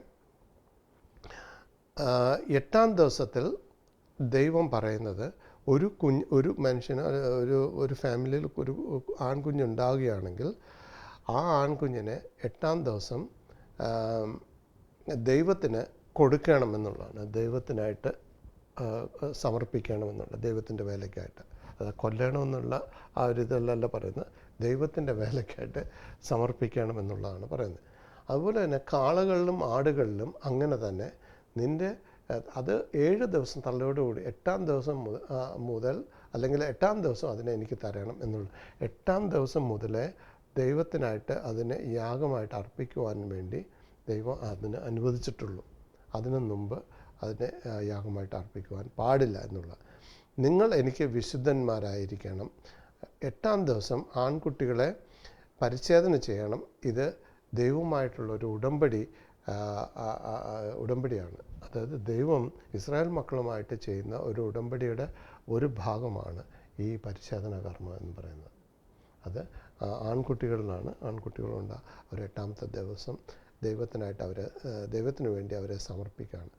നമ്മളിത് മെഡിക്കൽ ഫീൽഡിലേക്ക് നോക്കുമ്പോൾ, മെഡിക്കൽ ഇത് വായിക്കുമ്പോൾ അറിയാം, ഏറ്റവും കൂടുതൽ വൈറ്റമിൻ കെയുടെ പ്രൊഡക്ഷൻ വരുന്നത്, ബോഡി ജനറേറ്റ് ചെയ്യുന്നത് 8-ാമത്തെ ദിവസമായിട്ടാണ് മെഡിക്കൽ ഫീൽഡിൽ അവർ വിവരിച്ചിരിക്കുന്നത്. വേറൊരു സംഗതിയും കൂടെ പറഞ്ഞാണ് പ്രോത്രോബിൻ എന്ന് പറയുന്ന സംഗതി. ഇത് രണ്ടും ഏറ്റവും പീക്കായിട്ട് വരുന്ന സമയം ഈ 8th ഡേ ആണ്. അപ്പം അത് ദേഹത്തൊരു മുറിവുണ്ടായിക്കഴിഞ്ഞാൽ പെട്ടെന്ന് കട്ടിപിടിക്കും, ബ്ലഡ് ക്ലോട്ട് ചെയ്യും. അത് മാത്രമല്ല, കൊച്ചു കുഞ്ഞുങ്ങൾക്ക് ആ സമയത്ത് പരിച്ഛേദന ഏറ്റു കഴിഞ്ഞാൽ അവർക്ക് ആ വേദന പോലും അറിയത്തില്ല എന്നുള്ളതാണ് പറയുന്നത്. അപ്പോൾ അത് മെഡിക്കൽ സയൻസ്. പക്ഷേ ഇതൊന്നും മെഡിസിനൊന്നും ആ സമയത്ത് ഇങ്ങനത്തെ ഡെവലപ്ഡ് ഒന്നും ആ സമയത്ത് അതൊന്നുമില്ല. ആൾക്കാർ ഇതൊന്നും അറിയത്തില്ല. ദൈവം ഇതുമായിട്ട് ബന്ധമുണ്ടായിട്ടാണോ 8-ാമത്തെ ദിവസം പറയുന്നതെന്ന് പോലും നമുക്കറിയത്തില്ല. പക്ഷേ ദൈവത്തിൻ്റെ റീസണിങ് അല്ല, മനുഷ്യൻ്റെ റീസണിങ്. ഓക്കെ, അല്ലെങ്കിൽ മനുഷ്യൻ്റെ റീസണിങ് അല്ല, ദൈവത്തിൻ്റെ റീസണിങ്. ദൈവത്തിന് വേറെ പലതായിരിക്കാം റീസണിങ്. പക്ഷേ മെഡിക്കൽ സയൻസിൽ കൂടെ നമ്മൾ നോക്കുമ്പോൾ ഈ 8th ഡേ സർക്കംസിഷന് പല രീതിയിലും നമുക്ക് കാണാൻ സാധിക്കും. പക്ഷേ ദൈവം പറഞ്ഞിരിക്കുന്നത് 8-ാമത്തെ ദിവസം അത് ചെയ്തിരിക്കണം എന്നുള്ളതാണ് പറയുന്നത്. 8-ാം ദിവസം മുതൽ മാത്രമേ മൃഗങ്ങളെ ബലി അർപ്പിക്കുവാൻ ദൈവം അനുവദിച്ചിട്ടുള്ളൂ. ലൂക്കോസിൻ്റെ സുവിശേഷം നോക്കുമ്പോൾ പരിച്ഛേദന ചെയ്ത യോഹന്നാനെക്കുറിച്ച് നമുക്ക് വായിക്കാൻ സാധിക്കും. മറിയ 56-ാമത്തെ വാക്യം തൊട്ട് 1-ാമത്തെ അധ്യായം. മറിയ ഏകദേശം 3 മാസം എലിസബത്തിനോട് കൂടി പാർത്തിട്ട് വീട്ടിലേക്ക് പോയി. അപ്പം മറിയയും എലിസബത്തും കസിൻസാണ്. അപ്പം എലിസബത്ത് പ്രായമായിട്ടുള്ള ഒരു സ്ത്രീയും മറിയ വളരെ പ്രായം കുറഞ്ഞൊരു സ്ത്രീയുമാണ്. ഈ വാർദ്ധക്യത്തിലായിരുന്ന സ്ത്രീയെ ദൈവത്തിൻ്റെ അനുഗ്രഹത്താൽ ആ വാർദ്ധക്യത്തിൽ അവർക്ക് ഗർഭധാരണം ഉണ്ടായി. ഓക്കെ, എലിസബത്തിൻ്റെ ഭർത്താവ് ആരായിരുന്നു? സക്കറിയ ആരായിരുന്നു? ഒരു പുരോഹിതനായിരുന്നു. ദേവാലയത്തിൽ ചെന്ന് ദേവാലയ കർമ്മങ്ങളൊക്കെ ചെയ്തു കഴിഞ്ഞപ്പോൾ അവിടെ വെച്ചാണ് ഗബ്രിയേൽ മാലാഖ ഈ പുരോഹിതനെ പ്രത്യക്ഷനാവുന്നതും ആ പുരോഹിതൻ്റെ അടുത്ത് സംസാരിച്ച് നിൻ്റെ പ്രാർത്ഥന കേട്ടിരിക്കുന്നു, ഇത്രയും നാൾ അവർ ഞങ്ങൾക്ക് മക്കളുണ്ടായില്ല എന്ന് നിരാശപ്പെടാതെ അവർ അതിനുവേണ്ടി പ്രാർത്ഥിക്കുകയും മാത്രമല്ല ദൈവത്തെ ഒഴിഞ്ഞു കളയാതെ, അതായത് ദൈവത്തിൻ്റെ വിശുദ്ധ ദിവസങ്ങളെ ഇനി നമുക്കെന്തോ ഇനി ലോകത്തിലൊന്നും ഇല്ലല്ലോ, നമുക്ക് വീട്ടിലിരുന്നാൽ മതിയല്ലോ എന്നുള്ള രീതിയിൽ ചിന്തിക്കാതെ വിശുദ്ധ ദിവസങ്ങളിൽ അവർ വരുന്നവരായിട്ടാണ് ഇതിനകത്ത് വിവരിച്ചിരിക്കുന്നത്, ബൈബിളിനകത്തില്ല, പുതിയ നിയമത്തിൽ. അങ്ങനെ വന്നപ്പോൾ നമുക്കറിയാം പെന്തിക്കോസ്ത് ദിവസത്തിൽ അങ്ങനെ വന്നവർക്കാണ് പരിശുദ്ധാത്മാവിനെ ദൈവം കൊടുത്തത്, അല്ലേ? അതുപോലെ തന്നെ ഈ പുരോഹിതൻ തൻ്റെ വേല ചെയ്യുവാൻ വേണ്ടി വാർദ്ധക്യത്തിലും അല്ലെങ്കിൽ ആ പ്രായമായ സമയത്തും വേല ചെയ്യുവാൻ വന്ന ആ പുരോഹിതൻ ദൈവം ആ പുരോഹിതൻ്റെ പ്രാർത്ഥന കേൾക്കുന്നു. താൻ ഇത്രയും നാളും പ്രാർത്ഥിച്ചത് സഫലമാകാൻ പോകുന്നുവെന്ന് ഗബ്രിയേൽ മാലാഖ പറഞ്ഞു. അത് വിശ്വസിച്ചില്ല ആദ്യം. ആ കാരണത്താൽ പുള്ളിയുടെ സംസാരശേഷി നഷ്ടപ്പെട്ടു. അങ്ങനെ കുഞ്ഞുണ്ടാവുന്നത് വരെയും ആ സക്കറിയാവിന് സംസാരശേഷി ഇല്ലാതിരിക്കുകയും മകനുണ്ടായപ്പോൾ വീണ്ടും സംസാരശേഷി ലഭിക്കുന്നതുമായിട്ടാണ് നമ്മൾ മനസ്സിലാക്കുന്നത്. അപ്പോൾ ഈ കസിൻ 6 മാസം കഴിഞ്ഞ് ഗബ്രിയേൽ മാലാഖ വീണ്ടും മറിയയുടെ അടുത്ത് ചെന്ന് പറയുന്നു. മറിയ അത് ഉടനെ തന്നെ വിശ്വസിച്ചു. മറിയ ചോദ്യം ചോദിക്കുന്നുണ്ട്, ഞാൻ ഇതുവരെ കല്യാണം കഴിച്ചിട്ടില്ല, എങ്കിൽ ഞാൻ എങ്ങനെ ഗർഭിണിയാവും എന്ന് ചോദിച്ചു. അത് റീസണബിൾ ആയിട്ടുള്ളൊരു ക്വസ്റ്റ്യൻ. അതിന് ഗബ്രിയേൽ മാലാഖ ഉത്തരം പറയുന്നു, ഇത് ദൈവത്താൽ ഉണ്ടാകുന്ന ഒരു പ്രജയാണ്, അതിന് ഇന്ന പേര് വിളിക്കണം എന്ന് പറയുന്നുണ്ട്. അപ്പോൾ ഇതാണ് വിവരിക്കുന്നത്. അങ്ങനെ മറിയ ഈ എലിസബത്തിനെ കാണാൻ പോകുന്നതും മറിയ എലിസബത്തിനോടുകൂടി 3 മാസത്തോളം അവിടെ താമസിക്കുന്നത്, എലിസബത്തിൻ്റെ വീട്ടിൽ താമസിക്കുന്നതുമായിട്ടാണ് വിവരിക്കുന്നത്. കാരണം ഇവർ രണ്ടുപേരും ഗർഭിണികളായി, രണ്ടും 2 പ്രായക്കാരുമാണ്, മനസ്സിലാക്കുക. അപ്പോൾ ഇവർ 2 കസിൻസുമാണ്. അപ്പോൾ ഇവർ വന്ന് 2 പേരും ഒരേ വീട്ടിൽ താമസിക്കും 3 മാസം. അത് കഴിഞ്ഞ് മറിയ പോകുന്നതും എലിസബത്ത് പ്രസവിക്കുന്നതുമായിട്ടാണ് വിവരിക്കുന്നത്. അപ്പോൾ എലിസബത്തിന് പ്രസവിപ്പാനുള്ള കാലം തികഞ്ഞപ്പോൾ അവൾ ഒരു മകനെ പ്രസവിച്ചു. കർത്താവ് അവൾക്ക് വലിയ കരുണ കാണിച്ചു എന്ന് അയൽക്കാരും ചാർച്ചക്കാരും കേട്ടിട്ട് അവളോടുകൂടി സന്തോഷിച്ചു. അപ്പോൾ മനസ്സിലാക്കണം, ഈ മനുഷ്യൻ സക്കറിയാവിന് മിണ്ടാൻ സാധിക്കുന്നില്ല. 8-ാം നാളിൽ അവർ പൈതലിനെ പരിശോധന ചെയ്യുവാൻ വന്നു. അപ്പൻ്റെ പേര് പോലെ അവന് സക്കറിയാവ് എന്ന് പേർ വിളിപ്പാൻ ഭാവിച്ചു. അവൻ്റെ അമ്മയോ അല്ല, അവന് യോഹന്നാൻ എന്ന് പേരിടണമെന്ന് പറഞ്ഞു. അപ്പോൾ ഇവിടെ കാണാൻ സാധിക്കുന്നത് ഇവർ ഈ പുതിയ നിയമം അല്ലെങ്കിൽ വർഷങ്ങൾ കഴിഞ്ഞ് കൊടുത്ത ദൈവത്തിൻ്റെ കൽപ്പന ആചരിക്കുവാൻ തയ്യാറെടുത്ത പ്രായമായിട്ടുള്ള വ്യക്തികളെയാണ് ഇവിടെ നമുക്ക് കാണാൻ സാധിക്കുന്നത്. ഓക്കെ, ഞങ്ങൾ പ്രായമായി, ഞങ്ങൾക്കിനി ഒന്നും ചെയ്യേണ്ട, ഞങ്ങളെല്ലാം ചെയ്ത് ബാപ്റ്റിസമൊക്കെ കഴിഞ്ഞിരിക്കുക, നേരെ അങ്ങ് സ്വർഗത്തിലോട്ട് പോയാൽ മതി എന്നുള്ള രീതിയിലിരിക്കുന്ന മനുഷ്യരല്ല. അവസാനം വരെയും ദൈവം പറഞ്ഞിരിക്കുന്ന വചനങ്ങൾക്ക് വ്യക്തമായിട്ട് റെസ്പോണ്ട് ചെയ്യുന്ന ആൾക്കാരെയാണ് ഇവിടെ കാണാൻ സാധിക്കുന്നത്.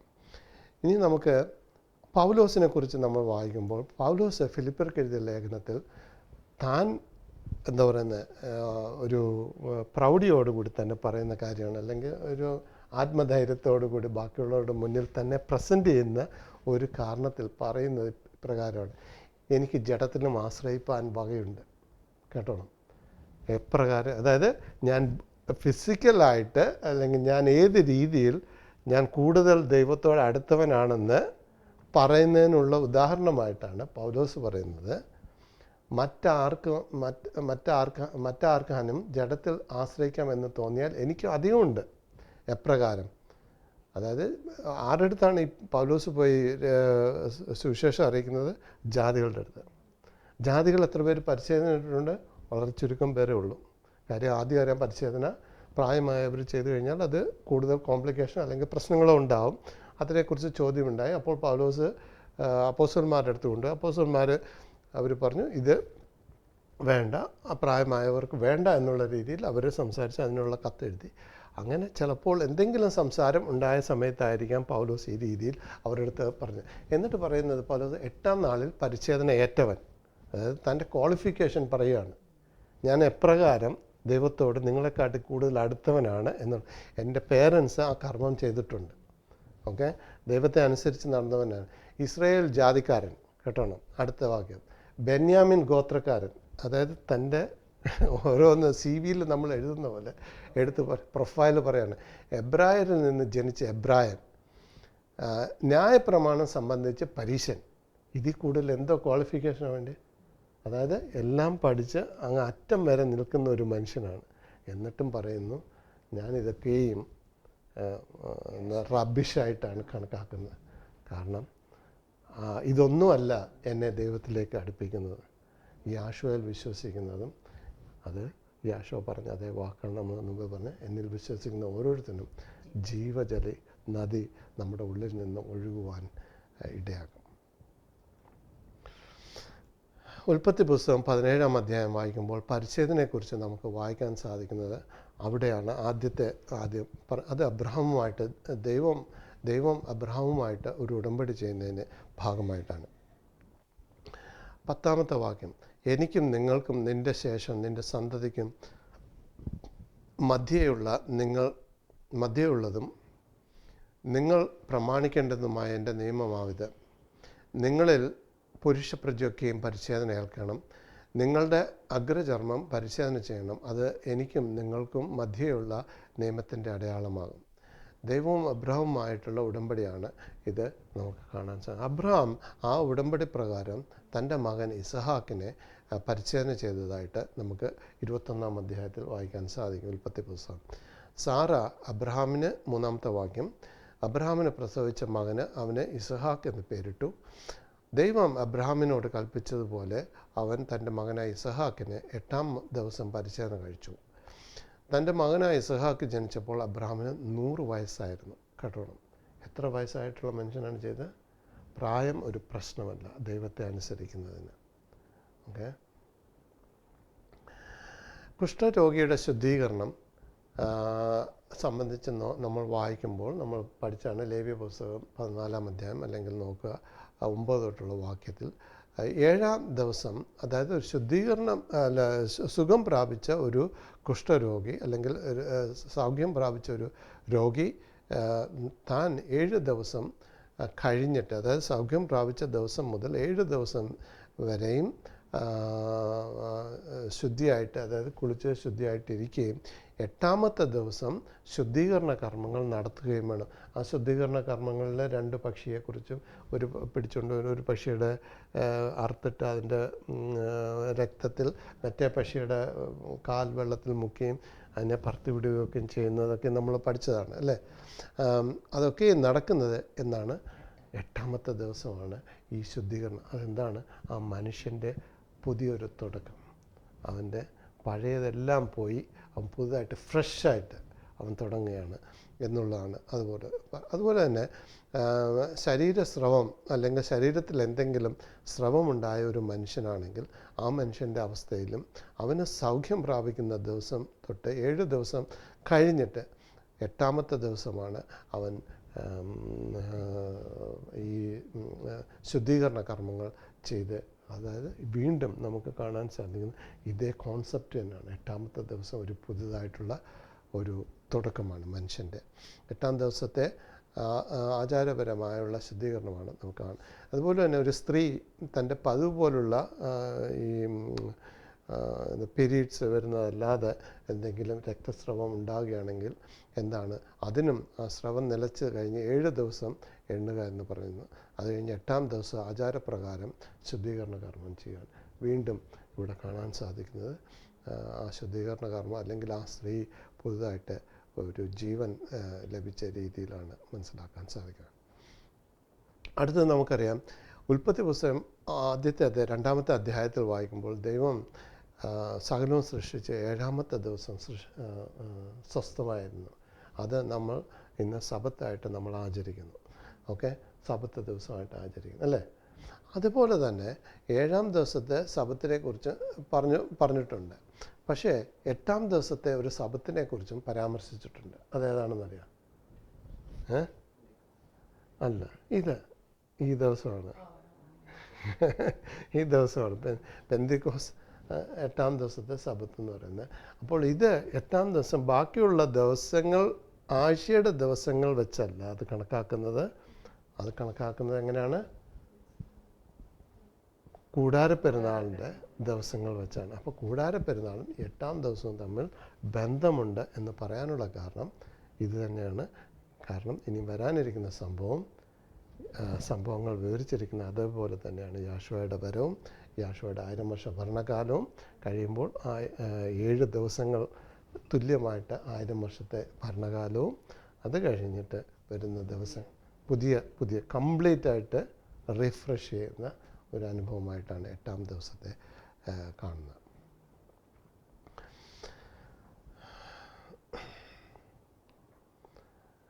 അതുപോലെ നാസിർ വ്രതസ്ഥൻ അശുദ്ധനായിക്കഴിഞ്ഞാൽ, ഒരു നാസിർ വ്രതം എടുത്ത മനുഷ്യൻ അശുദ്ധനായിക്കഴിഞ്ഞാൽ എന്താ ചെയ്യുന്നത്? അല്ലെ എങ്ങനെ ആ മനുഷ്യൻ അശുദ്ധനാകുന്നത്?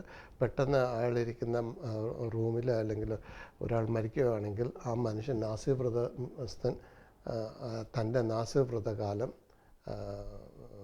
എന്താ പറയുന്നത്, അത് പോയി, അത് തെറ്റിച്ചു. അപ്പം അയാളൊന്നും ചെയ്യണ്ട. അപ്പം നോക്കുക, അതിനെ ദൈവം ഒരിടത്ത് പാപമായിട്ടാണ് പറഞ്ഞിരിക്കുന്നത്. ആലോചിക്കുക, അതായത് ദൈവത്തോട് ചെയ്യുന്ന ഒരു പാപം അത് അറിയാതെ ഉണ്ട്, ഇയാൾ അറിഞ്ഞുകൊണ്ട് ചെയ്തൊന്നുമല്ല. മനസ്സിലായില്ലേ? അതിനെ അപ്പോൾ പാപത്തെക്കുറിച്ചുള്ള ഡെഫിനിഷൻ നമ്മൾ മനസ്സിലാക്കണം. ഇതാണ് ദൈവം ഉദ്ദേശിക്കുന്ന പാപങ്ങൾ ബൈബിളിൽ പറഞ്ഞിരിക്കുന്ന സംഗതികൾ, അല്ലാതെ നമ്മൾ മനുഷ്യരായിട്ട് ഡിഫൈൻ ചെയ്യുന്ന സംഗതികളല്ല. ഓക്കെ, ആ മനുഷ്യൻ എന്താ ചെയ്യുന്നത്? അത്രയും നാൾ ചെയ്തത് അയാളുടെ ആ നാസിർ വ്രതം കാലം തികഞ്ഞില്ല. ആ കാരണത്താൽ അയാൾ ഒരു പാപിയായിട്ട് തീരുന്നു എന്നുള്ളതാണ് പറഞ്ഞത്. അതിൽ നിന്ന് അയാൾക്ക് വീണ്ടും ആ വ്രതം കണ്ടിന്യൂ ചെയ്യാനൊക്കത്തില്ല, വേറെ ഫ്രഷായിട്ട് തുടങ്ങാനൊക്കെ ഉള്ളൂ. അതിനു വേണ്ടി പുള്ളി ഈ തൻ്റെ തലയെല്ലാം ഷേവ് ചെയ്ത് ഇരിക്കണം. അതുപോലെ തന്നെ 7 ദിവസം കഴിഞ്ഞ് 8ാമത്തെ ദിവസം വഴിപാടർപ്പിച്ച് അയാൾക്ക് വീണ്ടും നാസിർ വ്രതം പുതുതായിട്ട് ആരംഭിക്കാൻ സാധിക്കും. ഓക്കെ, നമ്മൾ അറിയാം, നേരത്തെ സൂചിപ്പിച്ചാണ്, ഇന്ന് പറഞ്ഞതിൽ നോഹയുടെ കാലത്ത് എത്ര പേരാണ് ആളുകൾ രക്ഷപ്പെട്ടത്? 8 പേരാണ് അല്ലേ? 8 പേരാണ് അല്ലേ? നമ്മൾ ലൂക്കോസിൻ്റെ സുവിശേഷം 9-ാം അധ്യായം 27-ാമത്തെ വാക്യം വായിക്കുമ്പോൾ യാശുവ രൂപാന്തരപ്പെടുന്നു എന്നുള്ളത് പറയുന്നുണ്ട് അല്ലേ? മലയിൽ പോയി, ഏത് മലയായിരുന്നു ഓർക്കുന്നില്ല, താബോർ മല. താബോർ മലയെന്ന് പറയുന്നില്ല, ഉണ്ടോ? ഇല്ലെന്ന് തോന്നുന്നു, ലൊക്കേഷൻ. അതിനകത്തിലൊരു വാക്ക് പലപ്പോഴും ഞാനത് വായിക്കുമ്പോൾ എന്തിനാണ് അതവിടെ വന്നതെന്ന് ഓർക്കുന്നില്ല. ഇപ്രകാരം എഴുതി: എന്നാൽ ദൈവരാജ്യവും കാണുവോളം മരണം ആസ്വദിക്കാത്തവർ ചിലർ ഇവിടെ ഉണ്ട് എന്ന് ഞാൻ സത്യമായിട്ട് നിങ്ങളോട് പറയുന്നു. ഓക്കെ, എന്നിട്ട് പറയുന്ന വാക്യം, ഈ വാക്കുകളെ പറഞ്ഞിട്ട് ഏകദേശം 8 നാൾ കഴിഞ്ഞപ്പോൾ യാശുവ പത്രോസിനെയും യോഹന്നാനെയും യാക്കോബിനെയും കൂട്ടിക്കൊണ്ട് പ്രാർത്ഥിപ്പാൻ മലയിൽ കയറിപ്പോയി. യാശുവ പ്രാർത്ഥിക്കുമ്പോൾ മുഖത്തിൻ്റെ ഭാവം മാറി, ഉടുപ്പ് മിന്നുന്ന വെള്ളയായും തീർന്നു. 2 പുരുഷന്മാർ യാശുവയോട് സംഭാഷിച്ചു, മോശയും ഏലിയാവും തന്നെ. അവർ തേജസ്സിൽ പ്രത്യക്ഷരായി അവൻ യെരുശലേമിൽ പ്രാപിപ്പാനുള്ള നിര്യാണത്തെക്കുറിച്ച് സംസാരിച്ചു. പത്രോസും കൂടെയുള്ളവരും ഉറക്കത്താൽ ഭാരപ്പെട്ടിരുന്നു. ഉണർന്ന ശേഷം അവിടുത്തെ തേജസ്സിനെയും യാശുവയോട് കൂടെ നിൽക്കുന്ന 2 പുരുഷന്മാരെയും കണ്ടു. ഓക്കെ, സംഭവം ഞാനിത് എടുക്കാനുള്ള കാരണം, ഇതിനകത്തിൽ ഒരു പ്രത്യേകമായിട്ട് ആ ഒരു 8 എന്നുള്ള ഒരു ഏകദേശം നല്ല എഴുതിയിരിക്കുന്നത്. ഇംഗ്ലീഷ് ബൈബിളിൽ പറയുന്ന exactly after 8 on the 8th day എന്നുള്ള രീതിയിലാണ് പറയുന്നത്.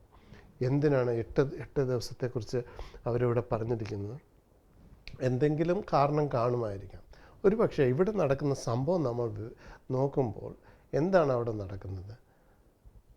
യാശുവയുടെ ട്രാൻസ്ഫിഗറേഷനാണ് നടക്കുന്നത്. ഓക്കെ, അതിനകത്തിൽ കാണുന്നത് ആരെയാണ്? ഇവർ ഇത് നേരിട്ട് കാണുകയല്ല ചെയ്യുന്നത്, ഇവരെന്താ ഒരു വിഷനാണ് കാണുന്നത്. ഇവർ ഉറക്കത്തിലായിരുന്നു എന്നുള്ള രീതിയിലാണ് പറയുന്നത്.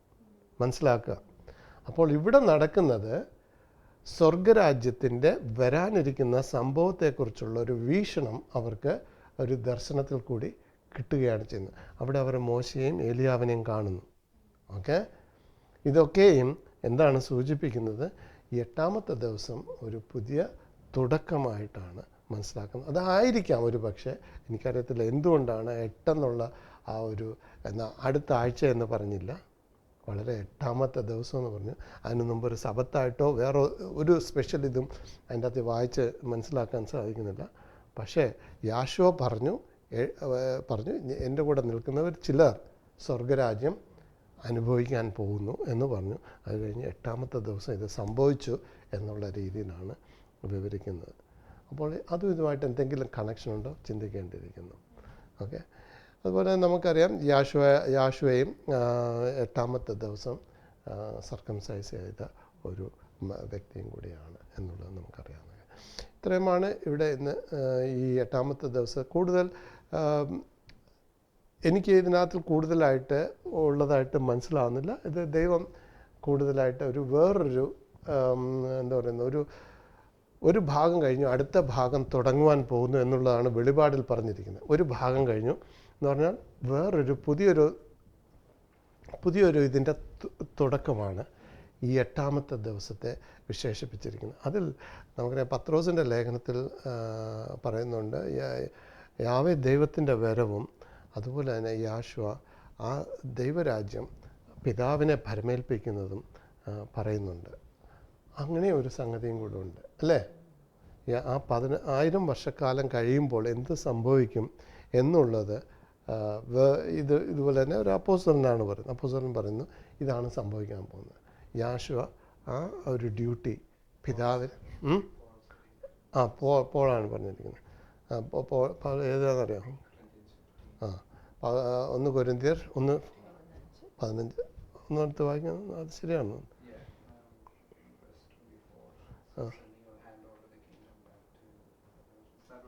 അതെ, പത്രോസ് എന്നുള്ള ഉദ്ദേശത്തിൽ ഇത്രയേ ഉള്ളൂ. അതിനകത്തിൽ മനസ്സിലാക്കാൻ സാധിക്കുന്നത് ഈ 8-ാമത്തെ ദിവസം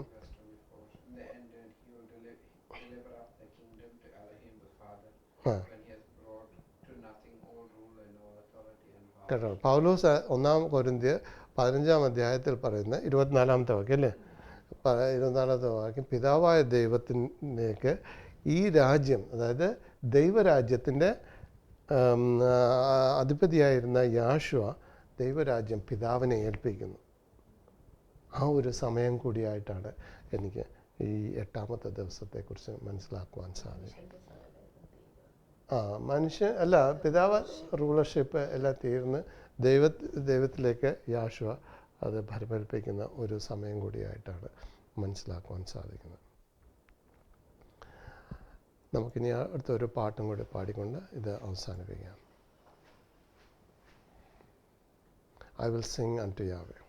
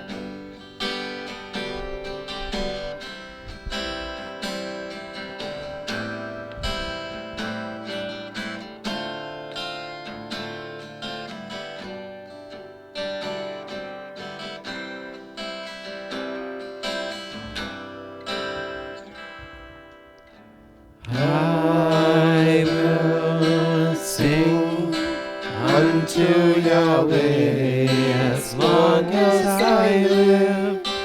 I will sing praise to my Elohim while I have my being. My meditation of Him shall be sweet. I will be glad. I will be glad in Yahweh. Bless thou Yahweh, oh my soul. Praise ye Yahweh. Bless thou Yahweh, oh my soul, praise ye Yahweh. Bless thou Yahweh, oh my soul, praise ye Yahweh. Bless thou Yahweh,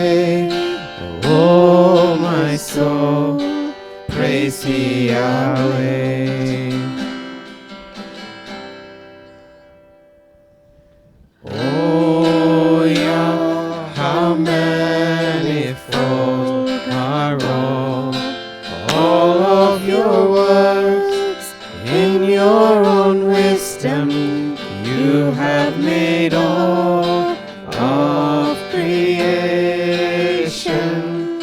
Send forth your Spirit, renew the face of the earth. Yahweh does rejoice, rejoicing in all of his works. Bless thou Yahweh, oh my soul, praise thee Yahweh. Bless thou Yahweh, oh my soul, praise thee Yahweh.